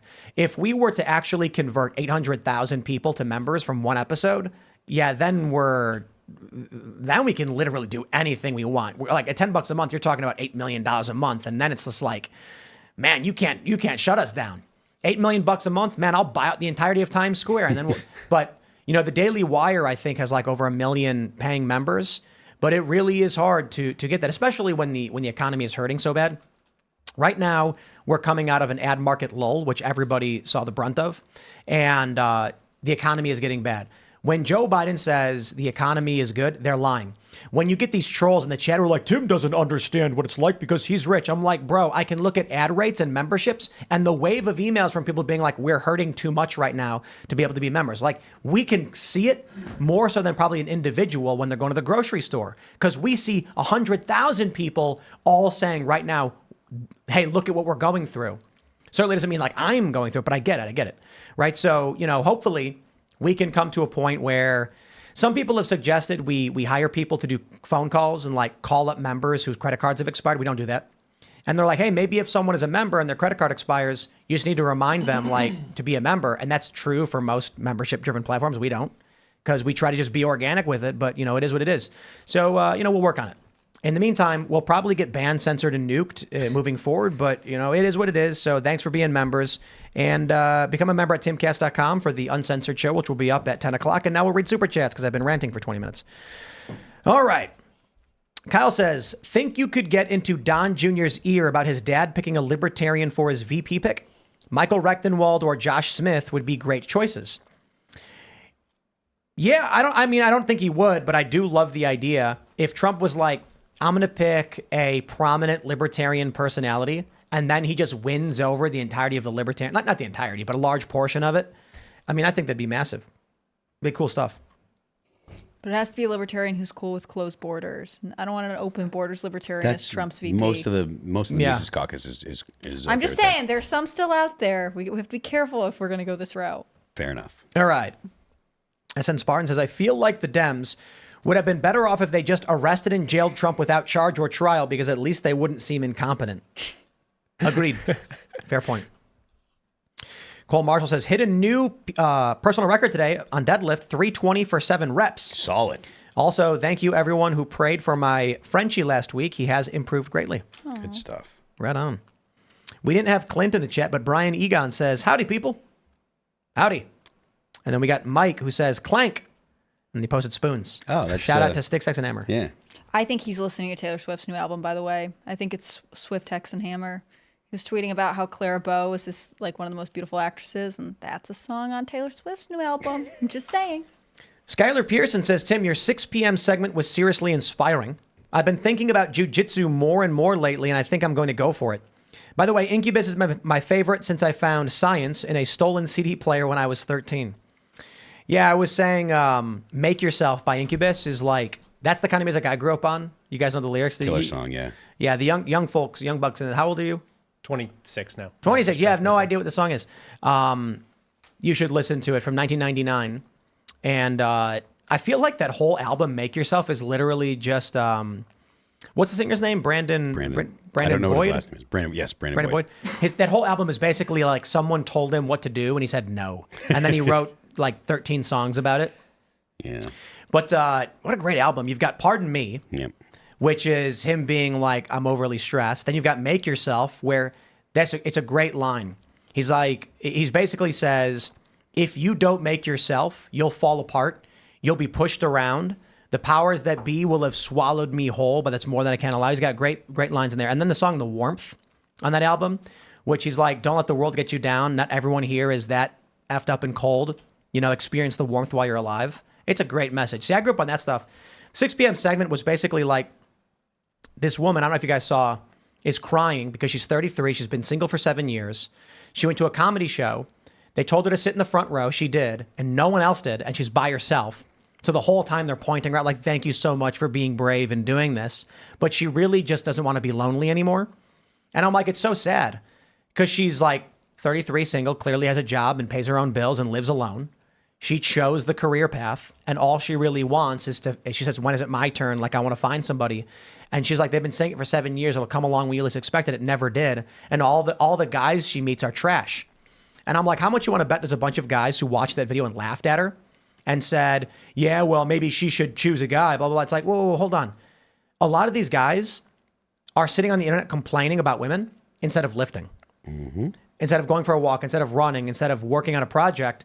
And I'm like, I bet if any one of these guys who is watching a bunch of this like red pill content just decided one day to go for a walk and start lifting and figure out how they could be a better person every day, and they met her, she would be grateful to meet someone who is trying as hard as she was. Yeah. And then they would find that, they would find companionship. But too many, and I commend this woman for being like, I'm going to go out and meet people in the real world. And she tried. And I'm like, and there are a lot of guys who are actively trying too. But I'll just say, if you're the kind of person who sits online and complains about people and doesn't try to improve yourself, don't be surprised if you're alone. There's a lot of the red pill guys are like, I feel like they're just trying to collect money from dudes that are having a hard time. But there's a couple out there that seem like they're actually at least actually trying to be useful to guys, even if they're not like motivated to be like, I'm going to help dudes and like I want to make sure that people get blah, blah, blah. Like, even if they're just like, well, I want to make money off of this or, because I'm selling a product or whatever. There's this dude, Ryan Stone, that has a couple books out, and he's really like, he's got a very realistic perspective. And he's one of the things that he talks about is just like Tim was saying, it's like, you have to get yourself together first. Right. And that's one of the things that dudes don't do. Most people are not self-reflective. Most people don't think about, what am I, where am I? What am I bringing to the exactly. table? Where am I messing up? How am I, how am I failing? And the thing is, women don't have to go and try to meet guys. Like, women just don't have to. Guys go to try to meet women. So if you're one of those dudes that's like, well, I haven't met someone, or I haven't bumped into a woman or whatever, it's your responsibility to go out there and do it, because women have forever been in the position where guys approach them. Yeah. That may be changing, and maybe there are more women now, but I think the only hold on 1 second. If you want to meet someone, you have to do the things that are going to put you in a position that is most likely to get you into a relationship. So even if there are things that like not every woman likes this, or not everyone likes that, or not every woman likes this, you have to do the things that the vast majority of women like, and because you're trying to cast a wide net. So I'm sorry for I was just gonna say, I think it's that idea of like, if you have this idea of like a partner or a wife or a spouse or husband or whatever it is, like, you also have to be the kind of spouse, wife, partner, whatever it is that person would want. And women, I think, women and men don't want the same things. It's another like they like just because you're a dude that thinks that they want something doesn't mean that that's what women want, and vice versa. So I'm sorry. And to the commenter who's like, Tim's been lifting for a month, and now he's going to try and tell me, well, it's been 3. But the reason I said lifting is because it's easy. No, I've been skateboarding for 25 years and been physically active. And, I have my periods. Look, 2.5 years ago, I was 200 pounds. Now I am working out every day, have lost 30 pounds, and I decided I've got to do more every day to be a better person. So 3 months ago, I was like, I should add lifting to my already intensive exercise schedule. Today, I skated for 2 hours, 1,000 calories burned in those 2 hours, and that's usually what I do every single day. Well, except for Fridays. Fridays when we hang out, we do the morning show and then play poker, and that's like you gotta have a rest day on there. And then I think this Sunday we chilled, and what did we do on Sunday? We went to a mini golfed. oh, cool. Because you gotta have those rest days. My point is simply this: there's a lot of people who are online just complaining about women, and like, bro, but you are allowed to complain about women. Yeah. You are allowed to complain about guys for sure. I'm just saying there are women out there who are good and are trying to find good men. And then there are a lot of guys who are not improving themselves, who are angry that women don't choose them. And it's like, guys have to earn their status. Yeah. You have to earn it. And it's not easy. Life is a treadmill. And if you walk, you're standing still. And if you stop, you're moving backwards. And you have to be running at full speed the whole time. It is not easy. Just look at life, look at nature. All the animals competing to try and reproduce. That's all it is. And if you're sitting around and you're not improving yourself, and don't be surprised if you get passed over. That's just it. Guys got to earn it, man. No one said life was fair. And the guys were like, yeah, well, women don't have to do this and women can just do this. It's like, sure. Like, not easy. And some guys are tall and you're like, it's not fair. You're tall. You have it easy. You're right. 100% right. Dudes who are like, that guy is tall and he's just naturally got a physique. It's unfair. Correct. It is unfair. Now you have to work 10 times harder. Life's not fair. The number one thing that irks me about the even more genuine red pill folks is that they completely reject the notion of sexual complementarity, and they completely reject the notion that actually the key to healthy relationships is deeply reflecting and considering that. And so even in their relationships, they still set up this dichotomy of it's individuals compromising. And there is a lot of compromise in relationships, and the people involved in relationships are individuals. Sure. But actually the whole purpose, I'm a Catholic, right? So sacrament of marriage, which I'm preparing for, means that I am going to cling to my wife. We are going to become one flesh. And that should scare the ever living daylights out of you in the best way possible. Because if you lose a sense of sexual complementarity, you end up in these types of relationships where even if you're going to the gym and you're doing the hard things and you're trying to make yourself appealing to women, you actually have still missed the point. That the point is not to enter into a bipolar cold war between you and your significant other. You actually need to move forward together. It's the Abrahamic call to leave your father's house, stop being a lazy, Jordan Peterson does this. What's Abraham? Stop being a lazy bum. Cling to your wife. That's not He's bad. 95 years old. He leaves his house. That's crazy. It's that.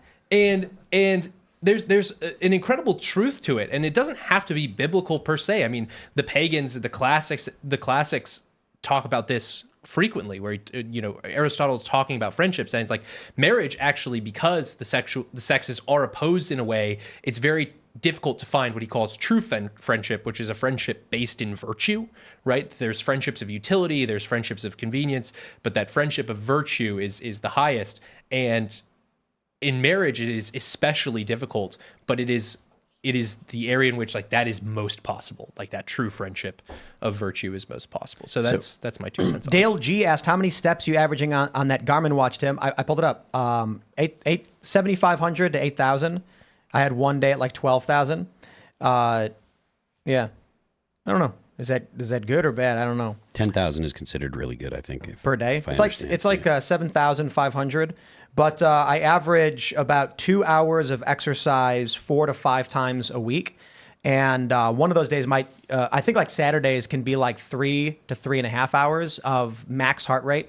I'm being told that I need to stop because I spend too much time at VO2 max. So like I had one day at like an hour at VO2 max, and they're like, "You're old, Tim. Stop."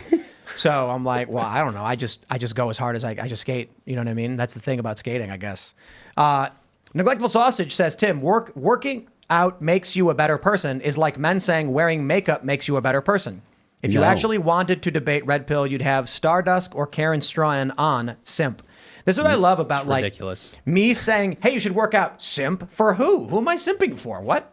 Guys should exercise, be fit and strong. Y'all need some Marcus Aurelius. I think it misses the point of working out. Like, yes, you can be strong and healthy and it's good, but also like the discipline of being like, I am setting a goal. I'm going to the gym once a day. You know, I'm going to progress in the thing I'm growing on. Like those are traits that women are looking for, right? Someone who is disciplined, someone who has goals, someone who has ambition. And yes, working out brings you physical health. So that's a benefit, but like it also changes your character and changes your habits. And that is what you need to do to live a productive life. And especially if you want to be in a long-term relationship, I think you have to have the kind of character that supports long-term growth. Yeah, do the hard things that you don't want to do. Like if you just look at something and say like, I don't want to do that, screw that. And then you accuse someone of saying, you should do that thing. It's really good for you, of being a simp. I mean, okay, well then just stop playing the game. Like stop pretending that you're even playing the game in the first place. You're not here. Dragon Slayer says Tim's heart's going to explode. I was told that. Because they were, you know, like we've got 2 different trainers here. We've got one who does stretching and massage and one who does actual training. And they were both just like, oh, you got to slow down a little bit. And I'm like, but if I'm capable of doing it, I don't understand. Like when I skate when I'm comfortable skating and I skate as hard as I can. And I don't feel like I'm going to die or anything. But they're like, yeah, but you're pushing it. And I'm like, I don't know the difference. So I guess whatever. You said it burns 1,000 calories when you skate for 2 hours? So like what part of your body is getting just worked when you're skating? I've never skated. You're not doing any anaerobic upper body stuff, but what I've added to my skate routines is I lift a little bit before, during, and after, because otherwise you're not getting any anaerobic upper body. But it's a full body workout. What is it? What's anaerobic? Is that the word I'm thinking of? Aerobic and anaerobic. So at VO2 max, you're doing anaerobic cardio where you're burning, like you're not getting enough oxygen. And so then you get like afterburn and stuff like this. But yeah, it's just shirt is soaking wet. I could probably strain it out with sweat. And I bet your core just gets worked to all. Oh yeah. And it's, I would say like I typically average about 1,300 calories in 2 hours. Today was 1,000 in 2 hours because today was a little bit light. I was kind of chilling, did a couple new tricks and stuff like that. But you're charging full speed. I try to keep my heart rate as high as I can when I'm skating, even though you don't really need to. And if you're trying to land a proper technique, then you probably don't want to be overloaded. But I love it. I love just basically getting that fire going. But I do think it's funny that you've got people who are like, working out doesn't make you a better person. You're a simp. I think Pearl called me a simp or something like that. Like, I don't know if she did because I don't understand the context or whatever, because I didn't defend any women. You know what I mean? Like, Super Chat is wrong anyways. Working out does make you a better person. But it's like this idea among like the red pill people is that if you criticize a woman who's red pill, you're a simp. And I'm like, but isn't simping when you just like get on your knees for a woman and like tell her she's right no matter what? People use words improperly so much. It's super annoying. I've heard the word grifter used towards just someone I don't like more times than I can count. People don't know what words mean. They have no idea. They're not allowed. They shouldn't even be allowed to talk. All right. Let's grab Mark Ivy. Says, a few days ago, I was celebrating the birth of my son on 5/14. On 5/19, we returned to the hospital as my wife was having chest pain. She passed at 2 a.m. We are asking for help with funeral costs, bills for the kids, give, send, go. GCHKH. Son is only 7 days old. Holy crap, man. Dude, sorry to hear. Sorry. Wow. Let me pull that there up. What was it? GC. Give, send, go. GCHKH. Let me see if I can find this one. I GCHK. I can't find it, man. It is not coming up. I can try and search for it again, but I can't find it. GCHKH? Amber Pearson's Memorial Fund. You found it? Yeah, I did. I can send it to you. Oh, let me search. Oh, okay, I found it. Is that it, man? Rebecca Pearson Memorial Fund for her children? You have Rebecca, I have Amber. Amber, sorry. What did I I thought they were maybe bringing up two. Oh, campaign created by Rebecca. Oh, okay. That's what I was reading. Man, sorry. Wow, that's sorry to hear it, man. We'll help you out with what we can. Yeah, definitely pray for your family. Bender the Offender says, a lot of people were worried Trump would be targeted for assassination attempt. Now that the story has come out that the FBI was authorized to use lethal force at the Mar-a-Lago raid, who's to say they won't try it again before this election? That's a scary thing, and the FBI says it's standard protocol to authorize this. What about raiding a former president in this way is standard protocol? That's the crazy thing. It's not standard protocol, and it should not be standard, and it should be special. But we're going to go over to the members-only show for call-ins, where you as members get to call in. So become a member at timcast.com to support our work, because YouTube's unreliable. But hey, it is what it is. And you'll get a chance to actually submit questions, call into the show. It's good fun. You can follow the show at Timcast on X and on Instagram as well. You can also follow Timcast IRL on Rumble. Again, subscribe to this channel, share the show with your friends if you like it. Yeah, let's wrap things up. You want to shout anything out before we go? Yeah, go to theamericanconservative.com. Read what we got on the site. I am a guest and host of the podcast TAC puts out called TAC Right Now. And follow me on Twitter at Bradley Devlin. That's where I do most of my stuff. Right on. I am Phil That Remains on Twix. I am Phil That Remains Official on Instagram. The band is All That Remains. You can follow us on Apple Music, Spotify, Amazon, Pandora, all that stuff. You can check out our new single Divine on YouTube. You can follow the band All That Remains on Instagram. And you can catch us this summer on the Destroy All Enemies tour with Megadeth and Mudvayne. So Hannah Claire. It's been fun being here. Thanks for bearing with us through our suspicious glitch, and thanks to all of you guys for hanging on there. I'm Hannah Claire Brimlaw. I'm a writer for SCNR.com at Scanner News. Follow all of their work at Timcast News on Twitter and Instagram. If you want to follow me personally, I'm on Instagram at hannahclaire.b. I'm on Twitter at hannahclaireb. Guys, thank you so much for everything. Bye, Serge. Bye, Hannah Claire. See you guys later. We'll see you all over at timcast.com for the members call-in show. Thanks for hanging out.